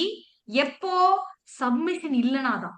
இப்போ ஒருத்தர் வந்து யூஆர் அண்டர் அரெஸ்ட், நாங்க அரெஸ்ட் பண்ண போறோம், இதுதான் வாரண்ட் அப்படின்னு சொல்லிட்டாங்கன்னா உடனே அந்த ஆள் என்ன பண்ணலாம், நான் சப்மிட் ஆயிடுறேங்க, நான் வந்துடுறேங்க சப்மிஷன் அப்படின்னு சொல்லிட்டாங்கன்னு வச்சுக்கோங்க, அவங்கள தொட கூட தேவையில்லை, அப்படியே போய் உட்கார வச்சிருங்க. சப்மிஷன் ஆகிற ஒரு ஆளை அடிக்கவோ தொடவோ எதுவுமே பண்ணக்கூடாது. when submission is not given by words and action, ஆக்ஷனும் எதுவும் பண்ணல, வேர்ட்ஸ்லயும் எக்ஸ்பிரஸா நான் சப்மிஷன், நான் வந்து சரண்டர் ஆகுறேன் அப்படின்னு எதுவுமே சொல்லல அப்படின்ற பட்சத்துல மட்டும்தான் தொட்டு அந்த பாடியை கன்ஃபைன் பண்ண முடியும். தொட்டோ இழுத்துட்டு போயோ அடிச்சு அவங்களை கஷ்டப்படுத்தி அவமானப்படுத்துறது. சில பேர் பாத்தீங்கன்னா கேஸ்ட் பேசிஸ்ல இருக்கும், ஒருத்தர் அரெஸ்ட் பண்ணும் போது அவர் வந்து எச்சு துப்பிருப்பாரு அவர் மேல. அது அவ்வளவு பெரிய அஃபென்ஸ். அது பிரச்சனை பண்ணி என்ன சொல்றது, அந்த ஆபீசரை வந்து டிசிப்ளினரி ப்ரொசீடிங் போட்டு அவர் இப்ப யூனிஃபார்ம்லயே இல்ல, தட் இஸ் டிஃபரெண்ட். சோ இந்த மாதிரி நடக்குதான்னு கேட்டா நடக்குது. ஓகேங்களா? நல்ல ஆபீசரை டார்கெட்டும் பண்ணுவாங்க. ஓகே, சோ இந்த மாதிரி சிச்சுவேஷன்ல நீ என்ன எச்சு துப்புறது என்ன, அவரை பிடிச்சி அரெஸ்ட் பண்றதுக்கு வந்து ஒரு முக்கியமான ஒரு ஆக்ஷனா? அவர் அரெஸ்ட் என்ன ஃபோர்ஸோ என்ன ஆக்ஷன் தேவையோ அது மட்டும் தான் பண்ணணும். ஓகே, சோ ஃபர்ஸ்ட் எடுத்த உடனே அரெஸ்ட் சொன்ன உடனே அவங்க எக்ஸ்பிரஸா பை வேர்ட்ஸ் அண்ட் ஆக்ஷன் சரண்டர்னு சொல்லிட்டா தொடக்கூட கூடாது. ஆனா அவங்க எக்ஸ்பிரஸா சொல்லல அப்படின்ற பட்சத்துல you can touch and confine the body. எப்படி டச் பண்ணி கன்ஃபைன்மெண்ட்டுக்கு எவ்வளவு ஃபோர்ஸ் தேவையோ அதை மட்டும் தான் யூஸ் பண்ணும். இது ஜெனரல் ரூல். இதே அவங்க விமனாக இருந்தால் நான் சொல்லணும்னு கூட அவசியம் இல்லை. சப்போஸ் ஒரு விமனை அரெஸ்ட் பண்ண போறேன், நான் அரெஸ்ட் பண்ண போறேன் அப்படின்னும் போது நீங்க அரெஸ்ட்னு சொன்னோம்னா அவங்க வந்து நான் சரண்டர் ஆகணும்னு சொல்லணும்னு கூட அவசியம் இல்ல. உடனே நீங்க என்ன நினைச்சுக்கணும், அவங்க சரண்டர் அப்படிங்கறத நீ பிரசியூம் பண்ணிக்கணும். இங்க கொடுத்துருக்காங்க பாருங்க, செகண்ட் கிளாஸ்ல, on informing the arrest to an woman, submission to custody is presumed. So அவங்க வந்து உட்காந்துருவாங்க அப்படின்றது நீங்களே ப்ரெசியூம் பண்ணிக்கணும். சில டைம் என்ன பண்ணுவாங்கன்னா, நான் வந்து வரமாட்டேன், நான் என் வீட்டுலதான் இருப்பேன், வரமாட்டேன், அப்படி ஏதாவது ரெசிஸ்ட் பண்ணாங்க அரெஸ்ட் அப்படின்னா மட்டும்தான் ஃபீமேல் ஆபீசர் டச் பண்ணி அரெஸ்ட் பண்ணலாம். மேல் ஆபீசர் வரவே கூடாது, வரலாம், ஆனா அவங்க டச் பண்ணக்கூடாது. சோ ஃபீமேல் ஆபீசர் அவங்கதான் டச் பண்ணி அரெஸ்ட் பண்ணலாம். எப்போ ரெசிஸ்ட் பண்ணால் மட்டுமே அப்படின்றத கீழே கொடுத்திருக்காங்க. அடுத்து பாத்தீங்கன்னா, இப்ப பெரிய பெரிய ரவுடிங் எல்லாம் அரெஸ்ட் பண்ண போவாங்க. சில டைம் பாத்தீங்கன்னா சில பேரே அரெஸ்ட் பண்ணணும்னு சொன்னா வரமாட்டாங்க, ரொம்ப ரெசிஸ்ட் பண்ணுவாங்க. ஐயோ நான் எப்படி வருவேன், அடி தடி உத புடிச்சு தள்ளுறது அப்படிலாம் பண்ணுவாங்க. போலீஸ் ஆபீசர் என்ன பண்ணலாம்? என்ன பண்ணலாம்? யோசிச்சு லாஜிக்கா சொல்லுங்க. எல்லா மீட்ஸும் யூஸ் பண்ணி அரெஸ்ட் பண்ணி மேம் ரீசனபிள் ஃபோர்ஸ் யூஸ் பண்ணலாம். Reasonable force, yes. Resisting forcibly, ஒருத்தர் வந்து ஃபோர்ஸ வச்சு ரெசிஸ்ட் பண்றாரு, கட்டை எடுத்து அடிக்க பாக்குறாரு, தள்ளி விடுறாரு, ஒரு ஃபோர்ஸ யூஸ் பண்ணி போலீஸ் ஆபீசரை தள்ளி விடுறாருன்னு போது you can use all Endeavour to arrest him. இந்த ஆல் எண்டவர்ல தான் எதெல்லாம் ஃபாலோ ஆகும்? கட்டையை வச்சு அடிக்க வரான், போலீஸ் ஆபீசரும் மனுஷன் தானே, என்கவுண்டர் மேம். கரெக்டா? அதுக்கு கீழே வரும், அது கீழே இருக்கு. உடனே என்கவுண்டர் போக வேண்டாம். இப்போதைக்கு என்ன பண்ணலாம்? கட்டையை வச்சு அடிக்க வந்தா கட்டையை புடுங்கி நீ திருப்பி அடிச்சு உள்ள ஏத்தலாம். ஓகேங்களா? அப்படியே சிச்சுவேஷன் எஸ்கலேட் ஆகுறது பாருங்க. ஃபர்ஸ்ட் நான் சொல்றேன், அவன் ஒத்துக்கிட்டானா கூட்டிட்டு வந்துரு. அவன் ஒத்துக்கல அப்படின்னும் போது கன்ஃபைன் பண்றதுக்கு எவ்வளவு யூஸ் பண்ணுமோ அதை யூஸ் பண்ணு. பொண்ணா இருந்தா தொடாத, அது வந்து அவங்களே ஒத்துக்கிட்டாங்கன்றதை நீ ப்ரெசியூம் பண்ணிக்கோ. இதே அவங்க ரெசிஸ்ட் பண்ணாங்கன்னும் போது போலீஸ் ஆபீசரை வச்சு கையை பிடிச்சு கூட்டுவான். இதெல்லாம் இல்லாம அவங்க என்ன பண்றாங்க? ஃபோர்ஸபிளி ரெசிஸ்ட் பண்றாங்க. அப்பதான் எஸ்கலேட் ஆகுது. நீ என்ன பண்ணணும்? All Endeavour to arrest him அப்படின்னு சொல்றாங்க. அடுத்த கொஸ்டின் வரும், இந்த ஆல் எண்டவர்ல நான் ஹேண்ட் கஃப் பண்ண முடியுமா? சிஆர்பிசில பாத்தீங்கன்னா ஹேண்ட் கஃப்ன்ற வார்த்தை சிஆர்பிசில இருக்கா? கண்ட்ரோல் இருக்கா? ஆனா சிஆர்பிசில சொல்லாதனால எங்கேயுமே இல்லன்னு சொல்ல முடியாது. There are umpteen number of judgments, PSO எல்லாம் இருக்கு. ஆனா சிஆர்பிசில ஹேண்ட் கஃப்ன்ற வார்த்தை இல்ல. இத பிஎன்டபிள்யூஎஸ்ல இன்க்ளூட் பண்றாங்க. என்ன சொல்றாங்க? ஹேபிச்சுவல் அஃபெண்டர் சார், விட்டா ஓடிடுவான் சார், ரிப்பீட் அஃபெண்டர் சார், இல்ல இருந்து ஆல்ரெடி எஸ்கேப் ஆயிருக்கான் sir, terrorist sir, drug dealer sir, human trafficking sir, dacoity sir அப்படின்னு ஒரு லிஸ்ட் கொடுத்துருக்காங்க. இந்த மாதிரி அஃபென்ஸ் பண்ணவன், சீரியஸான அஃபென்ஸ் பண்ணவனா நீ என்ன பண்ணலாம்? ஹேண்ட் கஃப் பண்ணி கொண்டு போகலாம்னு சொல்லியிருக்காங்க. ஓகேங்களா? அதுக்கு அடுத்த ஸ்டேஜ், நான் என்கவுண்டர் பண்ணலாமா? என்கவுண்டர் ஆஸ் அ ரைட்டா பண்ணலாம்னு எங்கேயுமே கொடுக்கல. ஆனா அதுக்கான ஒரு சின்ன ஏரியா இங்கதான். ரைட் டு காஸ் டெத் கிடையாது ஜென்ரலா சொல்லியிருப்பாங்க. அரெஸ்ட் பண்ணும் போது ஒரு போலீஸ் ஆபீசருக்கு ரைட் டு காஸ் டெத் கிடையாதுங்க. ஆனா இதே அஃபென்ஸ் பனிஷபிள் பை டெத் ஒருத்தன் பண்ணியிருக்கான், பனிஷபிள் பை இம்ப்ரிசன்மென்ட் ஒருத்தன் பண்ணியிருக்கான், லைஃப் இம்ப்ரிசன்மெண்ட். ஓகேங்களா? சோ இம்ப்ரிசன்மெண்ட் ஃபார் லைஃப் இல்லனா டெத்கான ஒரு அஃபென்ஸ் அவன் பண்ணியிருக்கான போது ரைட் டு காஸ் டெத் பண்ணலாம் நாங்க சொல்லியிருக்க மாட்டாங்க. எக்ஸெப்ஷன் ஒரு ஏரியா கொடுத்துருவாங்க. அவ்வளவுதான். அந்த லைனை யாராவது ரீட் பண்ணுங்க, இல்லைன்னா நான் எடுக்கிறேன். இருக்கா? Nothing in this section gives a right to cause the death of a person. Stop பண்ணுங்க. நத்திங் இன் திஸ் செக்ஷன், இந்த அரெஸ்ட் பண்ணும்போது ரைட் டு காஸ் டெத் யாருக்குமே கிடையாது அப்படின்றத சொல்லிட்டு லாஸ்ட்ல தான் அங்க வந்து ஒரு ஓப்பனிங் விட்டுருவாங்க. என்ன சொல்றாங்க? Who is not accused of an offense punishable with death or with imprisonment for life. Who is not accused punishable with death or imprisonment for life. So death or imprisonment for life கொடுக்காதவனுக்கு நான் death cos பண்ண முடியாது. இப்ப மத்தவனுக்கு என்ன பண்ணலான்றது silent. அப்ப implied என்னது? Death வரைக்கும் cos பண்ண போகலாம். இந்த ஏரியால தான் என்கவுண்டர் வருது. இன்னொரு ஏரியா யோசிச்சு பாருங்க. ரைட் டு பிரைவேட் டிஃபென்ஸ் இருக்கா? ஒருத்தர் உங்களை கொல்ல வராரு, அவரை கொன்னாதான் நீங்க தப்பிக்க முடியும். அப்ப நீங்க அவரை கொல்லலாமா? Yes ma'am. அது உங்களுக்கு இருக்கு, எனக்கு இருக்கு. போலீஸ் ஆபீசர் அவரும் ஒரு நார்மலான பர்சன் தானே. அவர் என்ன? எஸ் மேம், அவங்களுக்கும் இருக்கு மேம். அவங்களுக்கும் இருக்கு. சோ அந்த ரைட் டு பிரைவேட் டிஃபென்ஸ்ல என்ன பண்ணுவாங்க? ரிப்போர்ட் அதனால தான் அப்படி எடுப்பாங்க. ஒண்ணு, இவர் வந்து தப்பிச்சு ஓடிட்டு இருக்காரு, இவர் வந்து டெத் பெனால்டி அக்யூஸ்டு, நான் இவரை பிடிக்கணும்னா சுட்டுதான் பிடிக்கணும். அப்படி சுடும் போது மிஸ்டேக்கா மேல சுட்டுட்டு செத்து போயிட்டாரு. இது ஒரு வீக்கான ரிப்போர்ட். ஸ்ட்ராங்கா எழுதணும்னா என்னோட பக்கத்துல இருந்த போலீஸ் ஆபீசரோட துப்பாக்கியை எடுத்து அவர் கையில கண்டிப்பா ஏதாவது ஒரு போலீஸ் ஆபீசருக்கு இன்ஜுரி மேம் இருக்கும். விஜயகாந்த் மூவிஸ்ல மேம் வந்துச்சு இல்லையா? நான் கூட பார்த்தேன். ஒரு விஜயகாந்த் கட்டடம் மூவிஸ் இருக்கும். இவரு சுட்டுட்டாரு. விக்ரம் வேதா மேம்.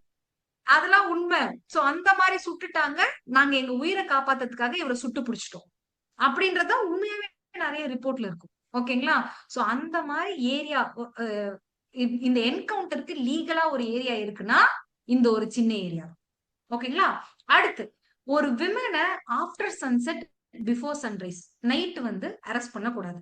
ஆனா சிச்சுவேஷன்ஸ்ல விமன் போலீஸ் ஆபீசர் ரிட்டர்ன் ரிப்போர்ட்டோட போய் prior permission of the magistrate first class magistrate கிட்ட வாங்கிட்டு தான் பண்ண முடியும். எப்போ? நைட்ல பண்ண முடியும். ஒரு விமனை நைட்ல அரெஸ்ட் பண்ணக்கூடாது, அது ஜெனரல் ரூல்.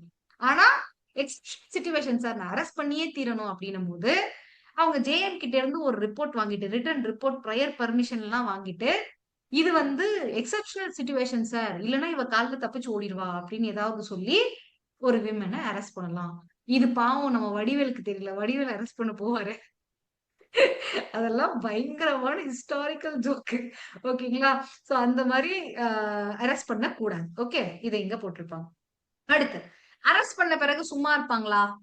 அந்த பர்சனை சாரி, இப்ப நம்ம அரெஸ்ட் பண்ணும் போது அந்த ஆள் சும்மா இருப்பானா? போய் எங்கேயாவது ஒளிஞ்சிருவான். கரெக்டுங்களா? இப்ப தெருவுல வந்து ஒரு அக்யூஸ்ட வந்து துரத்திட்டே போறோம். நேரா என்ன பண்றான் அந்த அக்யூஸ்ட் உங்க வீட்டுக்குள்ள வந்துடுறான். நீங்க உள்ள சமைச்சிட்டு இருக்கீங்க, வீட்டுக்குள்ள யாரோ வந்துடுறாங்க. இப்ப போலீஸ் ஆபீசர் என்ன பண்ணலாம்? வீட்டுக்குள்ள வந்து சர்ச் பண்ணலாம் மேம். பிளேஸ சர்ச் பண்ணலாம். அதுக்கானதான் section 44. Search of a place where person to be arrested உள்ள வந்துட்டான். So person to be arrested ஒரு பிளேஸ்ல இருக்காங்கன்னு தெரிஞ்சாலோ இல்ல அவங்க வந்துட்டாலோ அந்த பிளேஸ அவங்க சர்ச் பண்ணலாம். இப்போ ஒரு போலீஸ் ஆபீசர் வந்து சர்ச் பண்ணணும், இந்த மாதிரி ஒருத்தன் வந்து உங்க வீட்டுல ஒளிஞ்சிருக்கான்னு சொல்றாங்க. நீங்க என்ன பண்ணணும்? உடனே நான் அட்வொகேட் வீட்டை எப்படி நீ வந்து உள்ள வருவ? மேம் தேவையான ஃபெசிலிட்டிஸ் பண்ணி கொடுக்கணும் மேம். தேவையான ஃபெசிலிட்டிஸ பண்ணி கொடுக்கணும். சோ எனி பர்சன் போலீஸ் ஆபீசரா இருந்தாலும் சரி, எனி பர்சன் ஆக்டிங் அண்டர் வாரண்டாக இருந்தாலும் சரி, போலீஸ் ஆபீசர் ஹேவிங் பவராக இருந்தாலும் சரி, ரீசன் டு பிலீவ் இந்த அக்யூஸ்ட் வந்து இதுக்குள்ளதான் இருக்கான், உங்க பிளேஸ்க்குள்ளதான் இருக்கான் அப்படின்னு பிலீஃப் இருந்தா you will allow ingress all reasonable facility. இந்த ரூம் திறந்து நீங்க பண்ணணும். அதுக்குன்னு பீரோவை திறந்து காசு எவ்வளவு இருக்கு கம்மி அப்படிலாம் இல்ல. ரீசனபிளி என்ன ஃபெசிலிட்டினா நீங்க பண்ணி கொடுக்கணுமோ அது எல்லாமே பண்ணி கொடுக்கணும். இப்ப நீங்க பண்ணி கொடுக்கல, நான் வந்து ஐயா பரம்பரையா இந்த வாசலை நாங்க திறக்கவே மாட்டோம் அப்படின்னு நீங்க ஏதோ சொல்றீங்க. அப்ப என்ன பண்ணலாம் போலீஸ் ஆபீசர்? பிரேக் ஓபன் பண்ணி உள்ள போயிடலாம். கரெக்டுங்களா? அததான் அங்க சொல்லியிருப்பாங்க.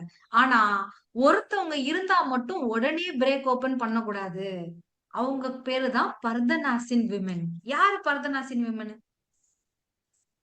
முஸ்லீம்ல இருப்பாங்க மேம். வெளியே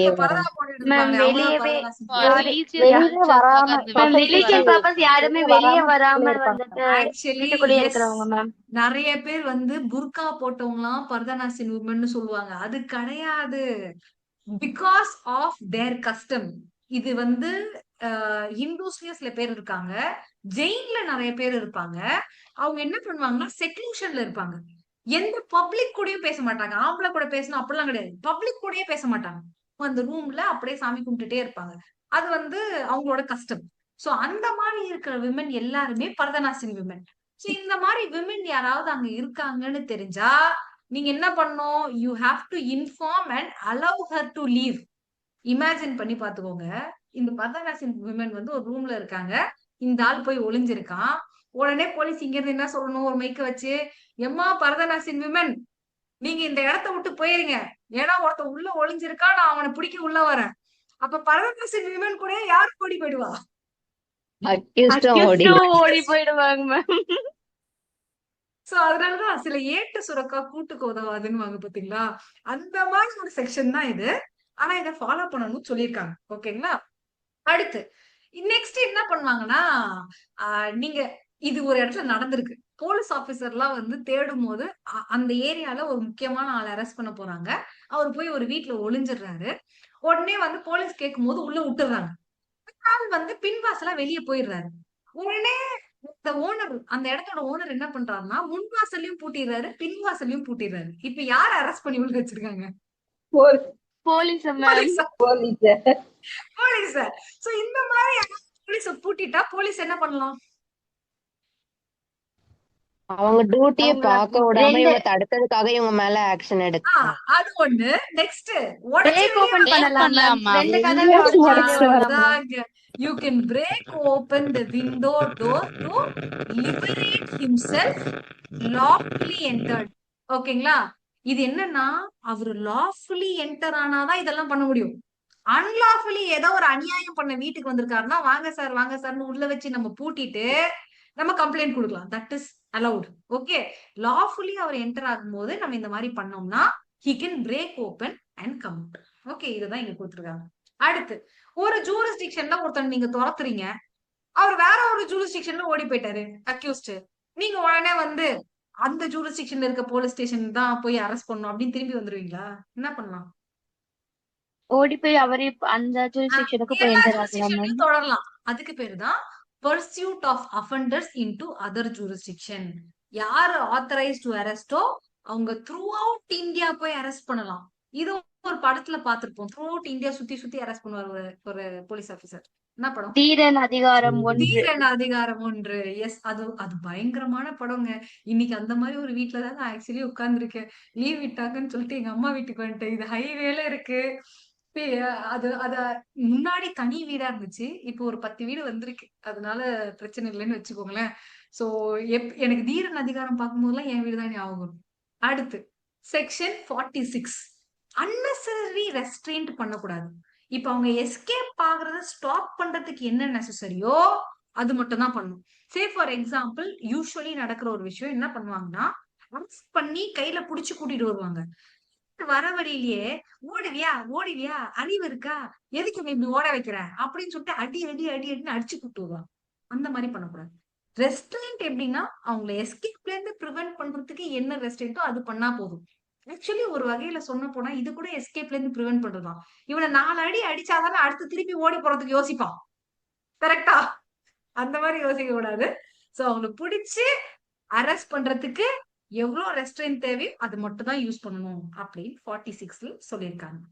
நெக்ஸ்ட் பாத்தீங்கன்னா, அரெஸ்டட் பர்சன் கிட்ட என்ன கிரவுண்ட்ல நீ அரெஸ்ட் பண்ண? நம்மள வீட்லயே அடிச்சாங்க, மிதிச்சாங்க, திட்டினாங்கன்னா, சில டைம் பாத்தீங்கன்னா நம்ம வீட்ல யாருக்கு என்ன டென்ஷன் இருந்தாலும் நம்மளதான் ஏதாவது பேசிட்டு போயிடுவாங்க. அந்த மாதிரி யாராவது உங்க வீட்ல இருக்காங்களா?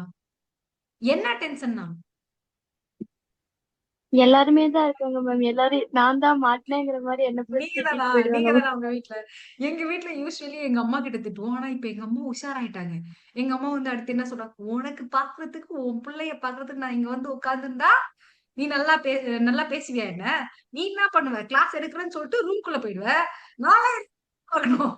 Ma'am same dialogue ma'am. உன்னையும் உன் பையனையும் பாக்கிறதுக்காக நான் வந்திருக்கேன். நீ எனக்கு கிளாஸ் புரியா? போயிடு. ஒண்ணு சோறு போட்டு பார்த்ததே பெரிய விஷயம். இப்ப உன் பிள்ளைய வேற நான் பாக்கணுமா? எல்லா வீட்லயும் நடக்கிறது மேம். எல்லா வீட்லயும் இதான் வருது. இதை தாண்டி என் பொண்ணு கிட்ட வந்துட்டு லீவ் விட்டாச்சு பாப்பா, ஆனா நம்ம ஏபிசிடி மறந்துருவோம். அதனால ஏபிசிடி எழுதுனா, உனக்கு லீவ் விடல, நீ கிளாஸ் எடுக்கிற, அதுக்குன்னு நான் உட்கார்ந்து எழுதணுமா? நீ வேலை செஞ்சா நானும் வேலை செய்யணுமா? அப்படின்னு சொல்லி இப்ப காலைல அவ சொல்லிட்டு போறான். ஓகேங்களா? சோ இந்த மாதிரி நம்ம வந்து திட்டத்துக்குன்னு ஒரு ஆள் இருப்பாங்க எப்பயுமே வீட்ல. கரெக்ட்டுங்களா? ரீசன் இல்லாம திட்டுவாங்க. அது வீட்ல நடக்கலாம். But if you are arresting some person, you have to inform the ground of arrest. இந்த information as to ground of arrest வந்து டிகே பாசு கேஸ்லயும் சொல்லியிருக்காங்க. ஆர்டிகல் 22 clause 1லயும் சொல்லியிருக்காங்க.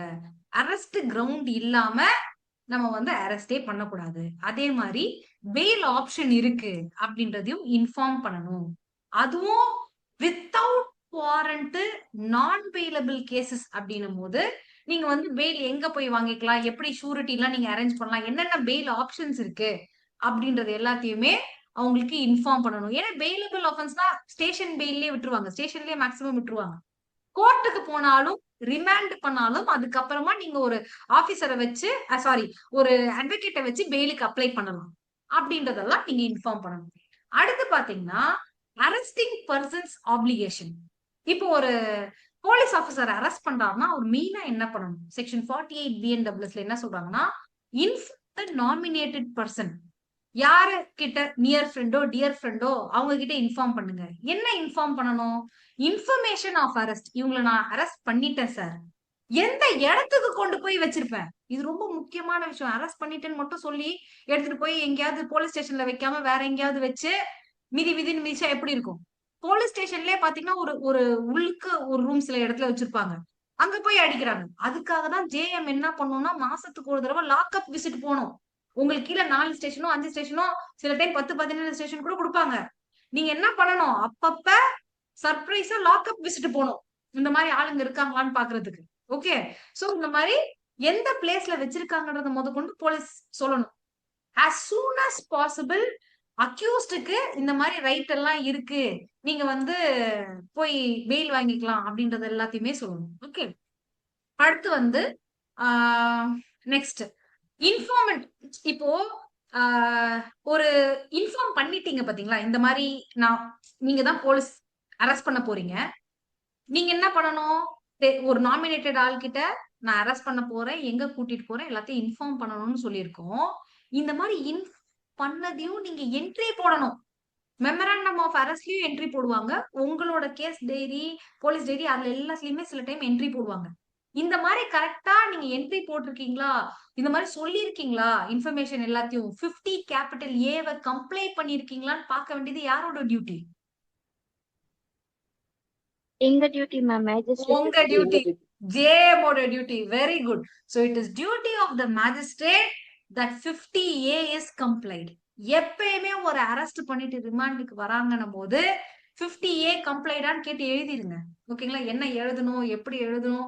நீங்க actually I sent a paper, ஒரு கிரீன் இங்க்ல அந்த மாதிரி ரிமாண்ட் ரிப்போர்ட் எழுதி உங்க முன்னாடி பிக்ஸ் பண்ணிக்கோங்க. அத நிஜமாலே நீங்க எழுதணும்னா நீங்க இப்படி படிக்கணும்னு யோசிச்சுக்கோங்க. அது ஒரு தடவை படிக்கும், அதை பார்க்கும் போது உங்களுக்கு ஞாபகம் வரணும், ஐயோ நான் இந்த டைம் வந்து படிக்காம வேற ஒரு வேலை பண்ணிட்டு இருக்கேனே, ஐயோ நான் இந்த மாதிரி ரிவைஸ் பண்ணாம வேற ஒண்ணு பண்ணிட்டு இருக்கேனே அப்படின்னு உங்களுக்கு ஞாபகம் வரும்போது நீங்க உட்கார்ந்து படிப்பீங்க. ஓகே, ஒரு கிரீன் பென்னை வாங்கி கிரீன் இங்க்ல சைன் போட்டு ஒட்டி வச்சுக்கோங்க, அப்பதான் it will remind you. Okay, அது ஒரு விஷயம். Next 49 BNS search of arrested person. பிளேஸ சர்ச் பண்றது இன்னொன்னு, அரெஸ்ட் பண்ண பர்சனை சர்ச் பண்ணும்ல, அவர் என்ன வச்சிருக்கிறாரு, என்னென்ன திங்ஸ் எல்லாம் வச்சிருக்காரு, அதெல்லாம் எடுக்கணும்ல. அது எப்ப பண்ண முடியும்? வாரண்ட் இருக்கு சார், வாரண்டோட அரெஸ்ட் பண்ணிருக்கேன் சார், ஆனா அவளுக்கு எந்த பெயிலும் கிடைக்கல. பெயில் கிடைச்சிருச்சு சார், ஆனா பெயில் வந்து செக்யூரிட்டி கொடுக்க சொல்லியிருக்காங்க, ஷூரிட்டி கொடுக்க சொல்லியிருக்காங்க, அவர் கொடுக்கல. ஓகேங்களா? நெக்ஸ்ட் வந்து வித்தவுட் வாரண்ட் வந்து பிரைவேட் பர்சன் வந்து அரெஸ்ட் பண்ணிருக்காங்க சார், அந்த டைம்ல அவருக்கு பெயில் கிடைக்கல, ஏதோ வந்து ஷூரிட்டி ஏதோ கொடுக்கல. நல்லா பாத்துக்கோங்க, பெயில் கிடைக்கலன்னா அந்த பர்சன் எங்க எடுத்துட்டு போவாங்க?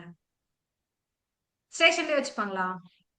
பெயில் இல்ல, எதுவும் இல்ல, ரிமாண்ட் பண்ணிட்டாங்க, ஜெயிலுக்கு கூட்டிட்டு போயிடுவாங்க. கரெக்டுங்களா? அப்ப ஜெயிலோ சப் ஜெயிலோ ஏதோ ஒரு ஜெயில் அங்க கூட்டிட்டு போவாங்கல்ல. அப்ப போலீஸ் ஆபீசர் அவங்க என்ன பண்ணணும்? அவங்களுக்கு கஸ்டடியில அந்த அக்யூஸ்ட் கஸ்டடியில என்னென்ன இருக்குன்னு அவங்கள சர்ச் பண்ணணும். சர்ச் பண்ணி இப்ப அவங்க கிட்ட என்ன இருக்கும்? வாட்ச் இருக்கும், மோதிரம் இருக்கும், செயின் இருந்தா செயின் போட்டிருப்பாங்க, கம்மல் இருந்தா கம்மல் போட்டிருப்பாங்க, பர்ஸ் இருக்கும், ஐடி கார்டு இருக்கும், உங்ககிட்ட என்னென்ன இருக்கோ அந்த ஹேண்ட்பேக் இருக்கும், அது எல்லாத்தையும் சேஃப் கஸ்டடியில எல்லா ஆர்டிகல்ஸையும் எடுத்துக்கிட்டு ஒரு ரிசிப்ட் போட்டு அந்த பர்சனுக்கு கொடுக்கணும்.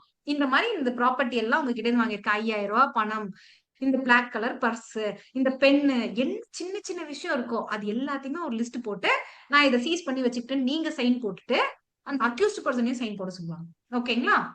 நெக்ஸ்ட் இதே ஃபீமேல் அரெஸ்ட் பண்றீங்க அப்படின்னும் போது அவங்கள யார் சர்ச் பண்ணணும்? ஒரு ஃபீமேல் தான் சர்ச் பண்ணணும். அதுவும் ஸ்ட்ரிக்ட் ரிகார்ட் டு டீசென்சி. ஏன்னா இது எப்படி நடக்குதுன்னா, இப்ப நீங்க ஏர்போர்ட்ல பாக்குறீங்க, ஏன் நம்மளோட மெட்ரோ ட்ரெயின்ல நம்ம போறோம் பாத்தீங்களா, ஃபீமேல சர்ச் பண்ணும் போது ஒரு சின்ன ரூம் மாதிரி இருக்கும், ஒரு தடுப்பு மாதிரி போட்டு அதுக்குள்ளதான் வந்து கையை தூக்குங்க திரும்புங்க எல்லாம் சொல்லுவாங்க. ஏன் அப்படின்னா ஒரு தடவை ஒரு போலீஸ் ஸ்டேஷன்ல இந்த மாதிரி நடக்கும்போது ஃபீமேல் தான் சர்ச் பண்றேன், ஆனா எல்லாரும் முன்னாடியும் நீ ட்ரெஸ் கழட்டு, எல்லாரும் முன்னாடியும் இப்படி திரும்பு, எல்லாரும் முன்னாடியும் முந்தானிய இழுக்கிறது அந்த மாதிரி நடந்திருக்கு. So strict regard to decency. எப்படி டீசென்ட்டா நீ பண்ண முடியுமோ, விமன் போலீஸ் ஆபீசர்ஸ் இருக்காங்க, எல்லாருமே நல்லவங்களா இருப்பாங்க அப்படின்னு 200% சொல்ல முடியாது. விமனுக்கு விமனே அகேன்ஸ்ட்னு சொல்லுவாங்க பாத்தீங்களா, அது சில இடத்துல நடக்குது. ஜென்ஸ் கூட கொஞ்சம் டீசென்ட்டா நடந்துக்குவாங்க. ஆனா இவங்க ரொம்ப ப்ரூட்டலா நடந்துட்ட டைம் கூட இருக்கு. சோ அந்த மாதிரி விமனாவே இருந்தாலும் ஸ்ட்ரிக்ட் ரிகார்ட் டு டீசென்சி பண்ணுங்க அப்படின்னு சொல்லியிருக்காங்க. ஓகே. சோ விமனோ மென்னோ எல்லாருமே மனுஷனா நடந்துக்கிட்டா நல்லா இருக்கும். அதுதான் ஒரு இது. நீங்கெல்லாம் அதெல்லாம் பிடிக்கக்கூடிய இடத்துல யாரு இருக்கீங்க? இவ்வளவு அநியாயம் நடக்குதுன்னு மனசு வருத்தப்படுது பாத்தீங்களா? அதுக்கெல்லாம் சொல்யூஷன் நான் இப்போ உங்களுக்கு எடுக்கிற கிளாஸ் தான். எப்பெல்லாம் எனக்கு மனசு வருத்தப்படுதோ அப்ப நினைப்பேன், the JM that who are reading all these things, இத கேக்குற அட்வொகேட்ஸ் நம்ம கிளாஸ பாக்குறது மூலியமா அவங்க ஸ்ட்ரிக்ட்டா ஒரு ஆக்ஷன் எடுப்பாங்க அப்படின்னு ஒரு ஃபீலிங் வரும் எனக்கு. So you people are right there. Okay. Next, section 50. Power to seize offensive weapons. So அவங்க கிட்ட இந்த மாதிரி பொருட்கள் ஏதோ இருக்கு அப்படின்னா நீங்க வாங்கிட்டு ரிசிப்ட் போட்டு கொடுத்துருவீங்க. அதே கன் இருக்கு, கத்தி வச்சிருக்கான், அதுவா வச்சிருக்கான் அப்படின்ற போது என்ன பண்ணலாம்? இமீடியட்லி ஆஃப்டர் தி அரெஸ்ட் அந்த போலீஸ் ஆபீசர் வாரண்ட் இருக்கா, நாட் வாரண்ட் இருக்கா, அதெல்லாம் யோசிக்காதீங்க சார். அது டேஞ்சரஸ் வெப்பன் சார். யார வேணாலும் எது வேணாலும் பண்ணலாம். உடனே அதை சீஸ் பண்ணிட்டு அந்த வெப்பனை நீங்க கோர்ட்டுக்கு டெலிவர் பண்ணிடணும். அத கோர்ட் வந்து வாங்கி மெட்டீரியல் ஆப்ஜெக்டா மார்க் பண்ணி உள்ள வச்சிருவாங்க. Okay. So this is the procedure. அடுத்து பாத்தீங்கன்னா examination by the medical practitioner. இப்போ ஒரு அஃபென்ஸ் யாரோ ஒருத்தர் பண்ணிருக்காங்க. அந்த அஃபென்ஸ் வந்து கொலை பண்ணிருக்காங்கன்னே வச்சுப்போம். இவங்க மேல ரத்தக்கரையெல்லாம் இருக்கு. இவங்க கையிலயும் பாத்தீங்கன்னா கொலை நடக்கும் போது இவன் மட்டும் என்ன எதுவுமே நடக்காம இருக்கும். அவங்க ரெசிஸ்ட் பண்ணிருப்பாங்க. இவங்க கையில 2 வெட்டு இருக்கும். இவங்களோட ரத்தம் அந்த இடத்துல எல்லாம் ஸ்பிளாஷ் ஆக வாய்ப்பு உண்டு. இவனும் அடிபட்ட நிலைமையில இருக்கான். இப்ப இவனோட ரத்தத்தை எடுத்து அந்த சீன்ல இருக்க ரத்தமும் இவன் ரத்தமும் ஒண்ணுன்னு ப்ரூவ் பண்ணிட்டா கொலைய ப்ரூவ் பண்ணிடலாம். ஆமாவா இல்லையா? Yes, ma'am. இப்ப நீங்க தான் போலீஸ் ஆபீசர். இப்ப இந்த எவிடன்ஸ சேகரிக்கணும்ன்றதுக்காக இந்த அக்யூஸ்ட் பர்சனை மெடிக்கல் எக்ஸாமினேஷன் பண்ணணும்னு நீங்க கேட்கலாமா? கேட்கலாம். அதுதான் section 51 of BNSS. Examination by the medical practitioner. எப்போ? At the request of the police officer அக்யூஸ்ட நீங்க பண்ண போறீங்க. இந்த எக்ஸாமினேஷன் எதுக்காக? This examination will give evidence for the offence அப்படின்னும் போது நீங்க அந்த மாதிரி ஒரு எக்ஸாமினேஷனை பண்ணி எவிடன்ஸ வாங்கிக்கலாம். இத ஒரு லாஃபுல் மெடிக்கல் பிராக்டிஷனர் தான் பண்ணணும். போலீஸ் ஆபீசர் ரெக்வெஸ்ட் பண்ணி பண்ணலாம்னு சொன்னேன். அப்ப யார் போலீஸ் ஆபீசர்னு பாத்தீங்கன்னா request of the investigation officer.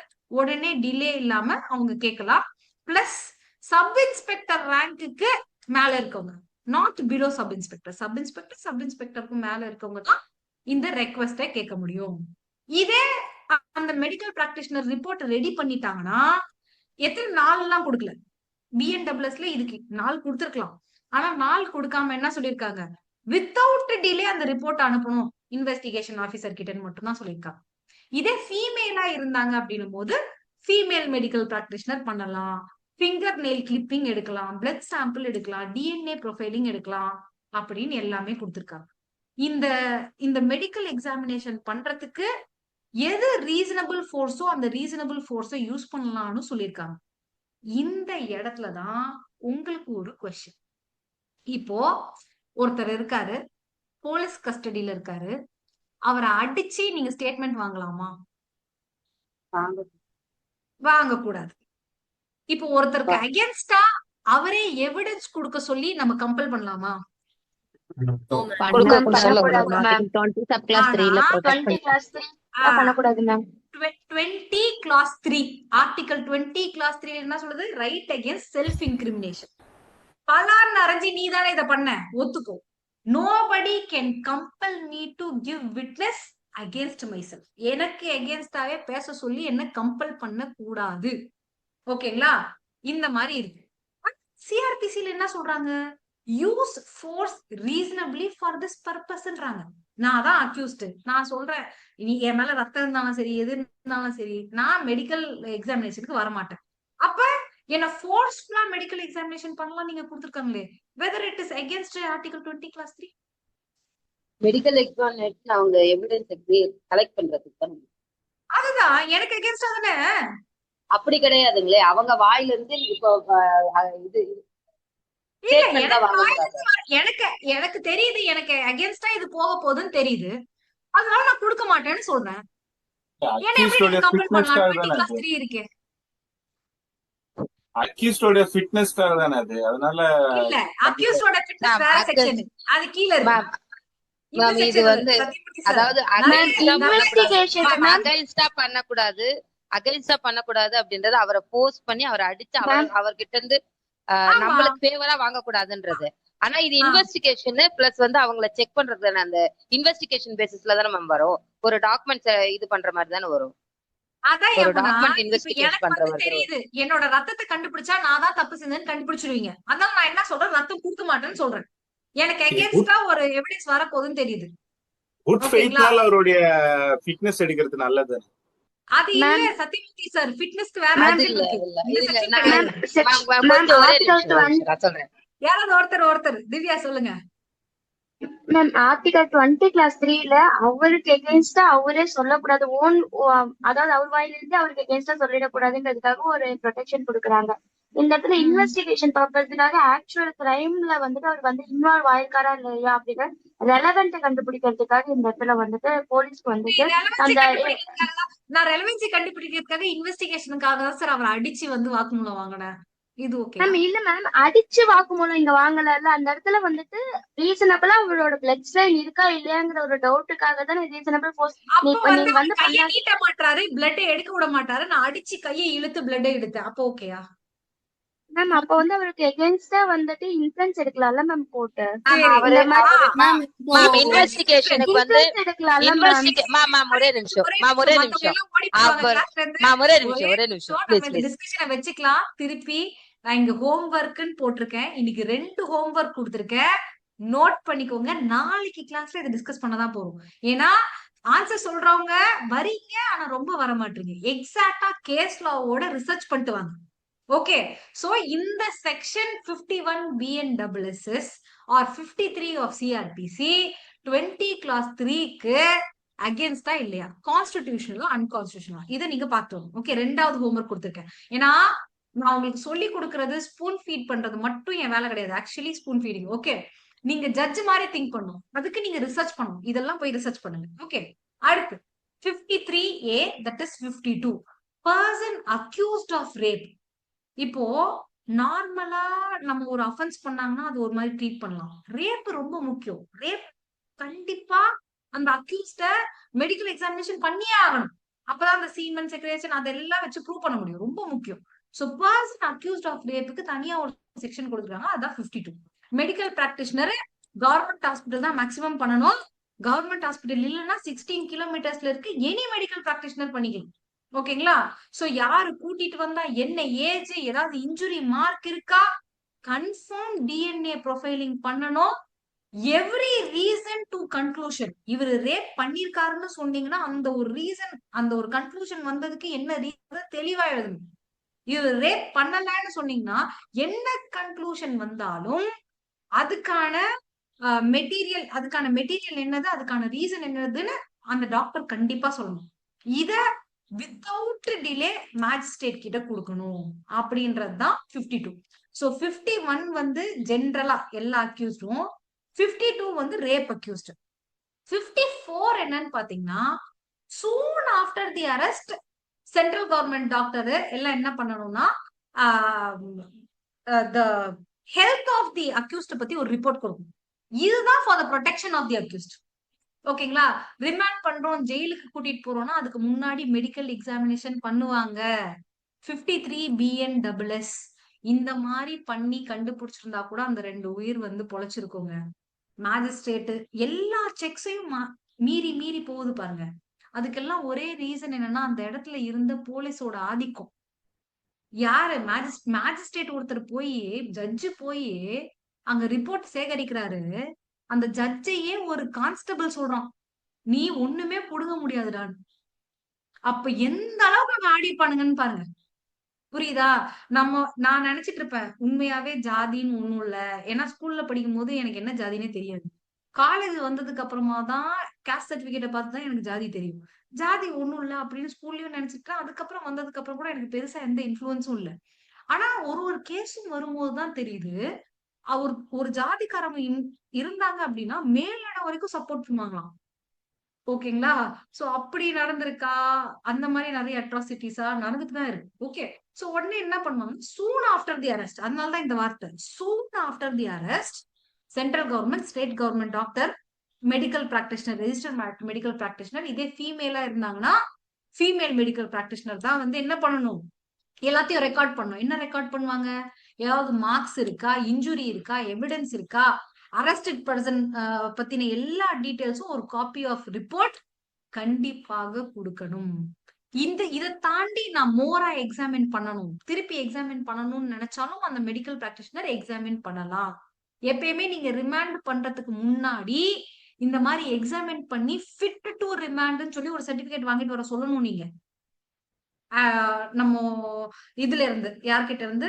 Government ஹாஸ்பிட்டல்ல இருந்து ஆஸ் அ ஜேஎம். அந்த ஃபிட் டு ரிமாண்ட் சர்டிபிகேட் இல்லைன்னா நீங்க ஜெயிலுக்கு ரிமாண்ட் பண்ண முடியாது. ஹாஸ்பிட்டல் கன்ஃபியூல். ஓகேங்களா? ஜெயில் ஹாஸ்பிட்டல்லாம் இருக்கு. சோ அந்த மாதிரி கவர்மெண்ட் ஹாஸ்பிட்டல் அதுல கஸ்டடியில வச்சு பாத்துக்க சொல்லலாம். ஓகே. சோ அது ரொம்ப முக்கியம். அதை நீங்க பார்க்கல அப்படின்னா உங்க மேல கேஸ் வரும். ரொம்ப ரொம்ப முக்கியம். ஓகே. சோ அதுதான் இந்த 53. அடுத்து பாத்தீங்கன்னா identification of persons arrested 54 capital A. இது என்ன ஐடென்டிபிகேஷன் ஆஃப் பர்சன் அரெஸ்டட்? நீங்களே சொல்லுங்க. நான் இதை பத்தி ஆல்ரெடி பேசியிருக்கேன். Test identification parade. கரெக்ட். எவனும் ஒருத்தர் தப்பு செஞ்சிருக்கான். இப்போ வந்து டெஸ்ட் ஐடென்டிபிகேஷன் பரேட் என்ன படத்துல எல்லாம் நடந்திருக்குன்னு நம்ம பார்த்தோம். கார்கி படம். அது சோகமான படம். அமரன். அமரனா? ஐயோ, மௌன ராகத்துல நடந்திருக்கு. அது மறக்கவே முடியாது. Because that's a wonderful filmங்க. சூப்பரா இருக்கும். ஸ்டார்டிங் சூப்பரா இருக்கும். ரஜினியோட தளபதி படம். நான் பார்க்கல. தளபதி அது மறந்து போயிடுறேன். தளபதியும் சூப்பரா இருக்கும். ஓகேங்களா? சோ இந்த மாதிரி யாரு அக்யூஸ்ட், யார் இந்த தப்பு பண்ணான்னு சொல்லிட்டு ஒரு விட்னஸ கூப்பிட்டு வந்து அந்த அக்யூஸ்டையும் நிக்க வச்சு ஒரு 10 பேரையும் நிக்க வச்சு ஐடென்டிஃபை பண்ண சொல்லுவாங்க. இந்த மாதிரி டெஸ்ட் ஐடென்டிபிகேஷன் பரேட் எங்க ஸ்டார்ட் ஆகும்னு பாத்தீங்கன்னா இன்வெஸ்டிகேஷன் ஆபீசர் தான் கேட்பாரு. It is a part of investigation. So investigation officer என்ன பண்ணுவாரு? ஒரு அப்ளிகேஷனும் கொடுப்பாரு. ஓகேங்களா? சோ அதுக்கான செக்ஷன் தான் 54 capital A, 54 of BNWS. Okay. So identification of person arrested. ஒரு பர்சனை அரெஸ்ட் பண்ணாங்க, அவங்களை ஐடென்டிஃபை பண்ணணும் அப்படின்னு நினைச்சா officer in charge of the police station இதுக்கு டைரக்ட் பண்ணி கேட்கலாம். இதே அவங்க வந்து மென்டலி பிசிக்கலி டிசேபிள்டு பர்சன் வந்து ஐடென்டிஃபை பண்றாங்கன்னும் போது அத வீடியோகிராஃப் பண்ணணும்னு சொல்லிடுவாங்க. நம்ம படத்துல எல்லாம் பார்க்கும்போது இந்த டெஸ்ட் ஐடென்டிபிகேஷன் பரேடை எங்க பண்ணுவாங்க? யாரு பண்ணுவாங்க? Police ma'am. போலீஸ் பண்ணுவாங்க. போலீஸ் ஸ்டேஷன்ல பண்ணுவாங்க. ஆனா இது எப்படி பண்ணணும்னு சொன்னது வந்து rule 9 of criminal rules of practice of 2019. Okay. நீங்க தான் அந்த டெஸ்ட் ஐடென்டிபிகேஷன் பரேடை பண்ண போறீங்க. உங்களுக்கான ரூல் தான் இது. ஃபார்மேட் எப்படி இருக்கணும் அதெல்லாம் நான் இங்கேயே சொல்றேன். நோட் பண்ணி வச்சுக்கோங்க. சோ ரூல் 9 படி ஐஓ அப்ளிகேஷன் கொடுப்பாரு கோர்ட்டுக்கு. நாங்க இந்த கேஸ்ல அக்யூஸ்ட் ஐடென்டிஃபை பண்ணோம் சார், டிப் நடத்தணும் சார் அப்படின்னு சொல்லுவாங்க. உடனே சிஜேஎம்க்கு நீங்க ஃபார்வர்ட் பண்ணணும். ஏன்னா கேஸ் உங்க முன்னாடி தான் நடக்கும். ஜேஎம்க்கு கன்சென்ட் ஜேஎம் நீங்க சிஜேஎம்க்கு ஃபார்வர்ட் பண்ணணும். சிஜேஎம் உடனே என்ன பண்ணுவாங்கன்னா they will nominate one JM. நீங்க போக முடியாது. உங்க கேஸ் உங்க முன்னாடி இருந்ததுன்னா நீங்க டிப் பண்ண மாட்டீங்க. சிஜேஎம் இதுக்கெல்லாம் சம்பந்தம் இல்லாத நான் ஜூரிஸ்டிக்ஷனல் மேஜிஸ்ட்ரேட்டை கூப்பிட்டு டெஸ்ட் ஐடென்டிபிகேஷன் பரேட் பண்ண சொல்லுவாங்க. ஏன் இந்த மாதிரி நீங்க போக கூடாது? வேற மேஜிஸ்ட்ரேட் தான் போகணும். நான் ஜூரிஸ்டிக்ஷனல் மேஜிஸ்ட்ரேட் ஏன்? எவிடன்ஸ் நம்மளே வந்து இது பண்ணணும் மேம். ஏன்னா ஃபர்ஸ்ட் ஐடென்டிஃபிகேஷன்ல இவங்க தான் அக்யூஷன் மைண்ட் ஃபிக்ஸ் பண்ணிட்டோம்னா சோ அந்த ஆஸ்பெக்ட்ல தான் பார்ப்போம். பயாஸ் இல்லாம இருக்கணும். Very good. Super answer. Bias இல்லாம இருக்கணும். இப்ப நல்லா யோசிச்சு பாருங்க. ஒரு rape accused test identification parade பண்றாங்க. நீங்க தான் போறீங்க ஜேஎம்மா. அந்த பொண்ணு கரெக்டா வந்து இவன் தான் அப்படின்னு சொல்லிடுச்சு. அப்போ உங்க மனசு எப்படி இருக்கும்? கொதிக்காது? உண்மையாவே நம்ம என்ன பண்ணுவோம்? இவனை எப்படியாவது எல்லா எவிடன்ஸும் உங்களுக்கு என்ன தெரியும்னா இவன் தப்பு பண்ண மாதிரியே தெரியும். கடைசியில ட்ரையல்ல பார்க்கும்போது இந்த பொண்ணு பொய்யா சொல்லியிருந்ததுன்னா, ஏன்னா உண்மையா எல்லாமே வராங்கன்னு சொல்ல முடியாது. இந்த மாதிரி ஒரு கேவலமான இதை சொல்றாங்கன்னா சொல்ற ஆளுங்களும் இருக்காங்க. பொய்யா சொல்லிருந்ததுன்னா அவன் வாழ்க்கையே போயிடும். நாளைக்கு அவன் தங்கச்சி, அவன் அம்மா, அப்பா எல்லாத்தையும் அசிங்கமா பேசுவாங்க. உங்க கையில நிறைய பேரோட உயிர் இருக்கு. ஓகேங்களா? சோ இந்த மாதிரி நீங்க பயாஸ் ஆயிடக்கூடாது. ரேப் எல்லாம் உங்ககிட்ட வரப்போறது இல்ல. ஜஸ்ட் சொல்றேன். எந்த அஃபென்ஸா இருந்தாலும் சரி. பயாஸ் ஆயிடக்கூடாதுன்றதுக்காக நான் ஜூரிஸ்டிக்ஷனல் மேஜிஸ்ட்ரேட் வேற ஒரு மேஜிஸ்ட்ரேட்ட போக சொல்லுவாங்க. உடனே நீங்க போயிட்டு டெஸ்ட் ஐடென்டிபிகேஷன் பரேட் எல்லாம் நடத்திட்டு 2 காப்பி எடுக்கணும். ஜெராக்ஸ் காப்பி எடுத்துட்டு ட்ரூ காப்பின்னு அதுல சைன் பண்ணிட்டு ஒரிஜினல் ஜூரிஸ்டிக்ஷன் மேஜிஸ்ட்ரேட்டுக்கு ஒரு சீல்டு காப்பி அந்த ஒரிஜினலை வந்து அமுச்சு விட்டுருவீங்க. ஒரு காப்பி என்ன பண்ணுவீங்க? இன்வெஸ்டிகேஷன் ஆபீசர் காமிச்சிட்டு ஒரு காப்பியை நீங்க ரீடைன் பண்ணிக்கணும்.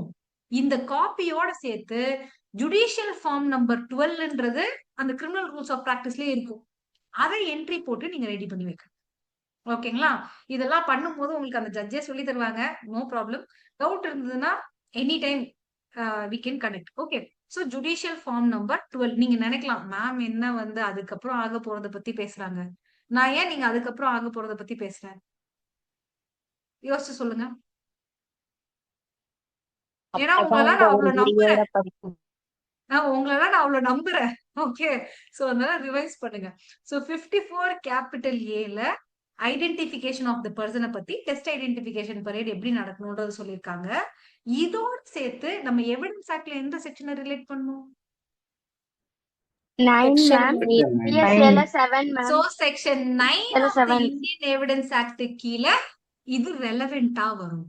சோ இது எல்லாத்தையும் சேர்த்துதான் 54 capital A, rule 9 of criminal rules of practice, அதுக்கப்புறம் section 9 of Indian evidence act எல்லாத்தையும் சேர்த்துதான் நீங்க எக்ஸாம்ல எழுதணும். ட்ரிப் வந்து யூஸ்வலி கேட்கக்கூடிய ஒரு கொஸ்டின். ஓகே.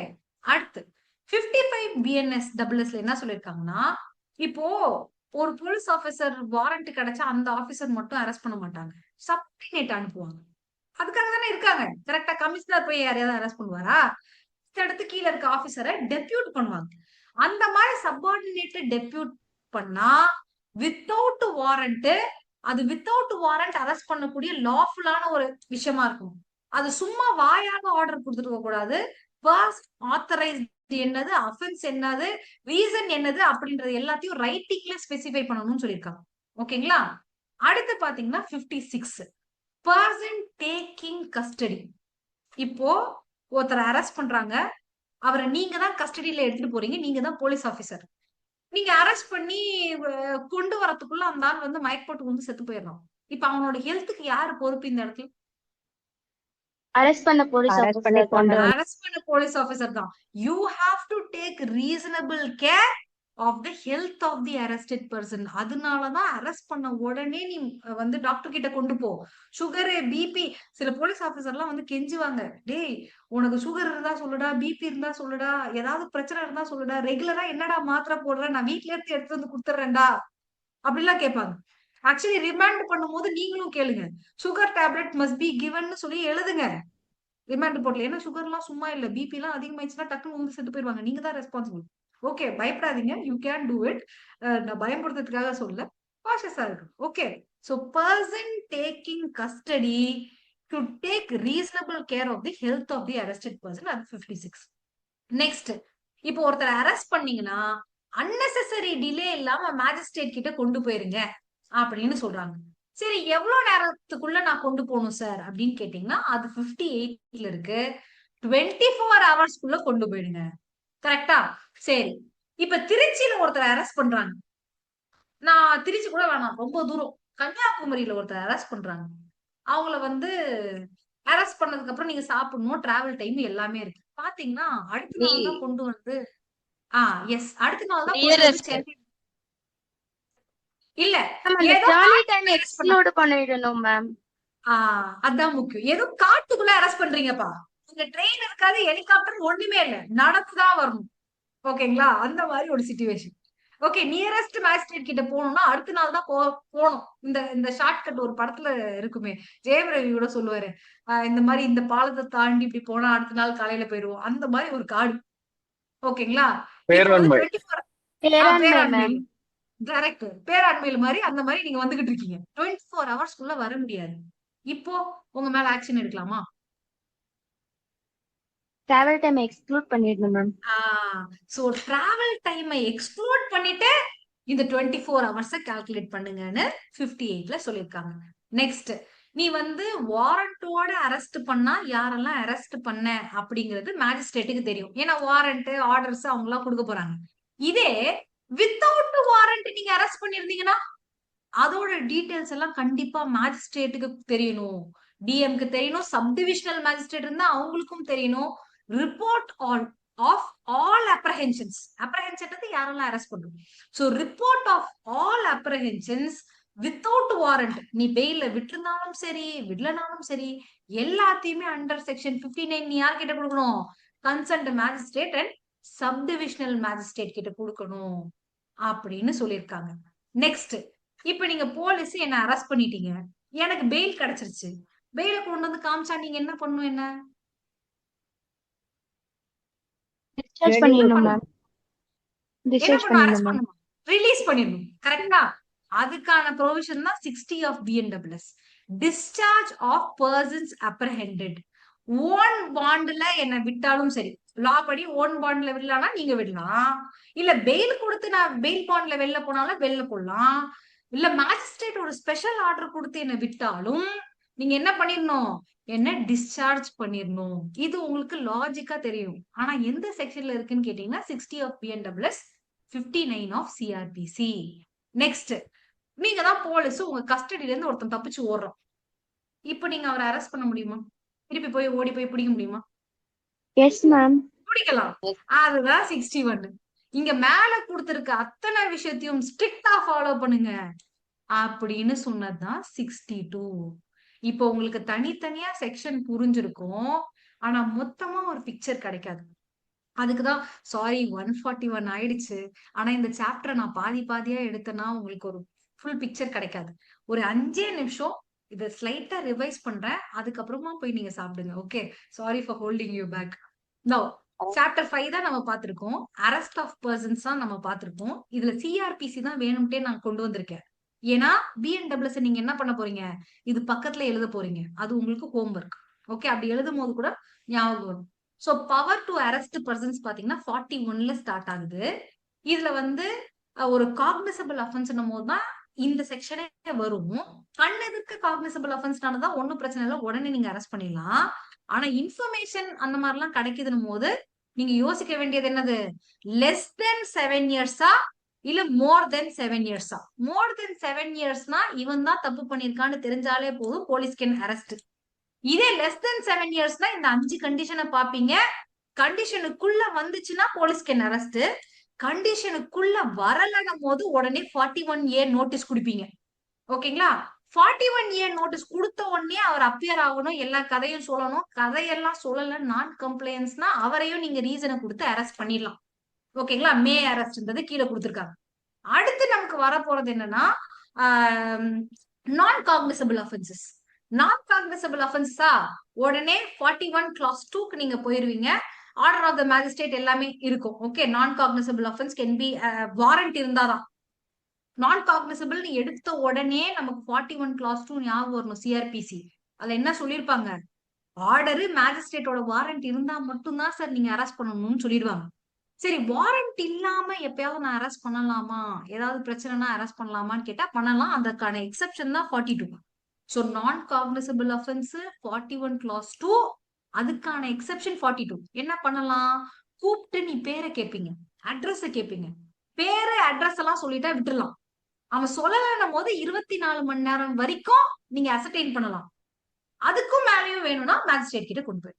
ஓகே, அரெஸ்ட் இந்த இடத்துல கிளியரா இருக்கா, எதுக்கு அரெஸ்ட் பண்ணலாம் எதுக்கு அரெஸ்ட் பண்ண கூடாதுன்றது, வாரண்ட் வச்சு வாரண்ட் இல்லாம, இதுல ஏதாவது டவுட் இருக்குங்களா? மேம் அந்த 35 class 7 மட்டும் ஒரு டைம் கிளாரிஃபை பண்ணிடுங்க மேம். 35யா?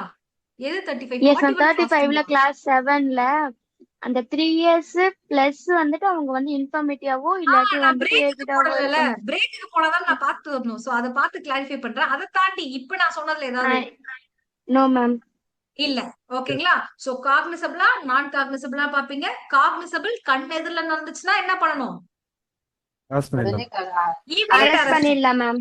சரி, இன்ஃபர்மேஷன் மட்டும் வருதுன்னா அடுத்து என்ன யோசிப்பீங்க, அது Below 7 7 வருஷத்துக்கு years மேல ஆ, இருக்கா, above below 7 years years அது ஆ? serious ஆ இல்லையா? பார்க்கணும். சரி, பிலோ 7 இயர்ஸ்னா என்ன பண்ணணும், 5 கண்டிஷன். 5 அஞ்சு கண்டிஷன். condition. 7 இயர்ஸ்க்கு மேலனா டைரக்டா உடனே இமிடியேட் அரெஸ்ட் அரெஸ்ட் பண்ணலாம். பண்ணிடலாம் மேம்.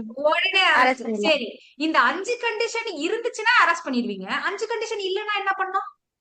148 notice நோட்டீஸ் கொடுக்கணும். 41A notice. கம்ப்ளை பண்ணிட்டா நோ அரெஸ்ட். கம்ப்ளை பண்ணலனா அரெஸ்ட் பண்ணிடலாம் மேம். அரெஸ்ட் பண்ணிக்கலாம். ஓகேங்களா? சரி, இப்போ வந்து நம்ம பண்ண போறது நான் காக்னிசபிள் கேஸ். நான் காக்னிசபிள் கேஸ்னா என்ன செக்ஷன்? 41(2). என்ன சொல்றது 41(2)? அதுல வந்து வாரண்ட் இல்லாம வாரண்ட்டும் அரெஸ்ட் பண்ணணும். மேம் Arrest பிரசன்ஸ்ல நடந்திருக்கணும் மேம். நான் காக்னிசபிள் அஃபென்ஸ்ல பிரசன்ஸ்ல ஆமா. நடந்திருக்கணும். அப்ப வாரண்ட் இருந்தா இதெல்லாம் யோசிக்காதீங்க. பிரசன்ஸ் நான் பிரசன்ஸ்ல நான் காக்னிசபிள் கேஸா நீங்க வந்து வாரண்ட் இருந்தாதான் அரெஸ்ட் பண்ணணும். அதுதான் ஜெனரல் ரூல். அதுதான் 41 clause 2. ஓகே, நான் காக்னிசபிள் கேஸா வாரண்ட் இருந்தாதான் அரெஸ்ட் பண்ணணும். அது 41 clause 2. இதுக்கான எக்ஸெப்ஷன் தான் 42. 42. ஓகேங்களா? இதுக்கான எக்ஸெப்ஷன்ல தான் பிரசன்ஸ் வருது உங்களுக்கு. சோ ஒரு நான் காக்னிசபிள் கேஸ் பிரசன்ஸ்ல நடக்குது. உடனே நீங்க என்ன பண்ணணும்?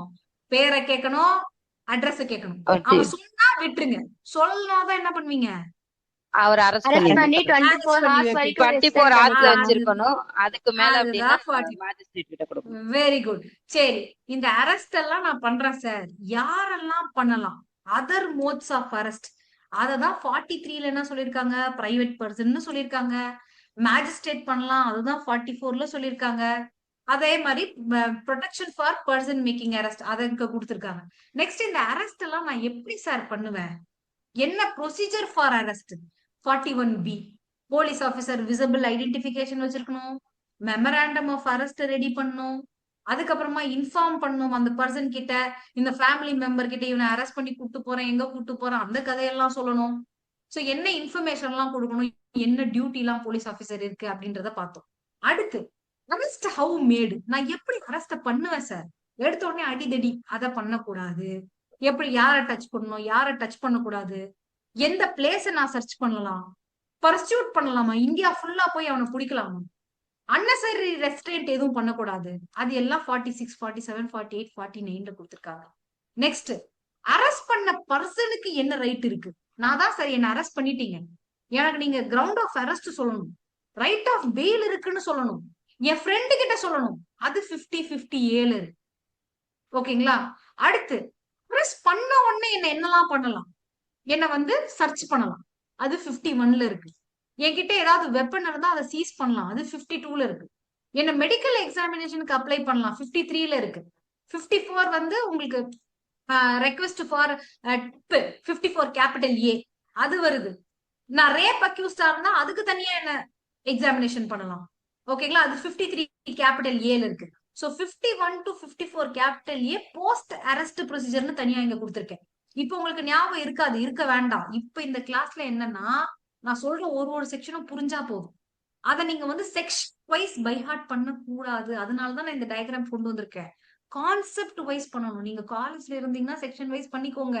இப்ப நீங்க ஜட்ஜு, இந்த கான்செப்டா இந்த செக்ஷன் டக்கு டக்கு டக்குன்னு ஞாபகம் வரும். அதனாலதான் பாக்ஸ் போட்டு தனியா கொண்டு வந்திருக்கேன். சோ ஆஃப்டர் த கிளாஸ் நீங்க இதை படிக்க போறீங்க. ஓகே, நெக்ஸ்ட் ஒரு கண்ட்ரோல் அண்ட் சேஃப்டி. என்னோட சப்பார்டினேட் ஆபீசர் அரெஸ்ட் பண்ணணும்னா நான் அவருக்கு என்னென்ன கொடுக்கணும்? Health and safety of the அரெஸ்டியை யாரு பாத்துக்கணும் அப்படின்றது 55A. நெக்ஸ்ட் கோர்ட் முன்னாடி ப்ரொடியூஸ் பண்ண வேண்டியது.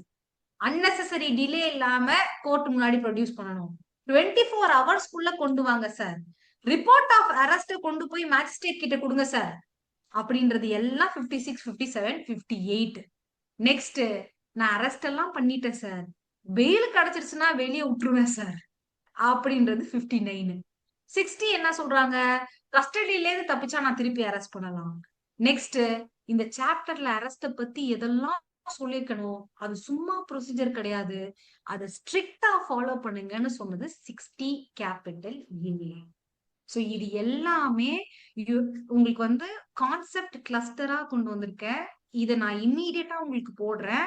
லஞ்ச் சாப்பிடுங்க. சாப்பிட்டதுக்கு அப்புறம் டைம் ஒதுக்கி இந்த கான்செப்ட் கிளஸ்டரை படிச்சிருங்க. கண்டிப்பா இது கூட சேர்ந்து BNSS செக்ஷன்ஸ நோட் பண்ணிருங்க. அப்பதான் இன்னைக்கு கிளாஸ் ஃபுல்ஃபில் ஆகும். ஓகேயா? படிச்சிருவீங்களா? Yes, ma'am. எஸ் மேம், கண்டிப்பா Okay. So thank you so much.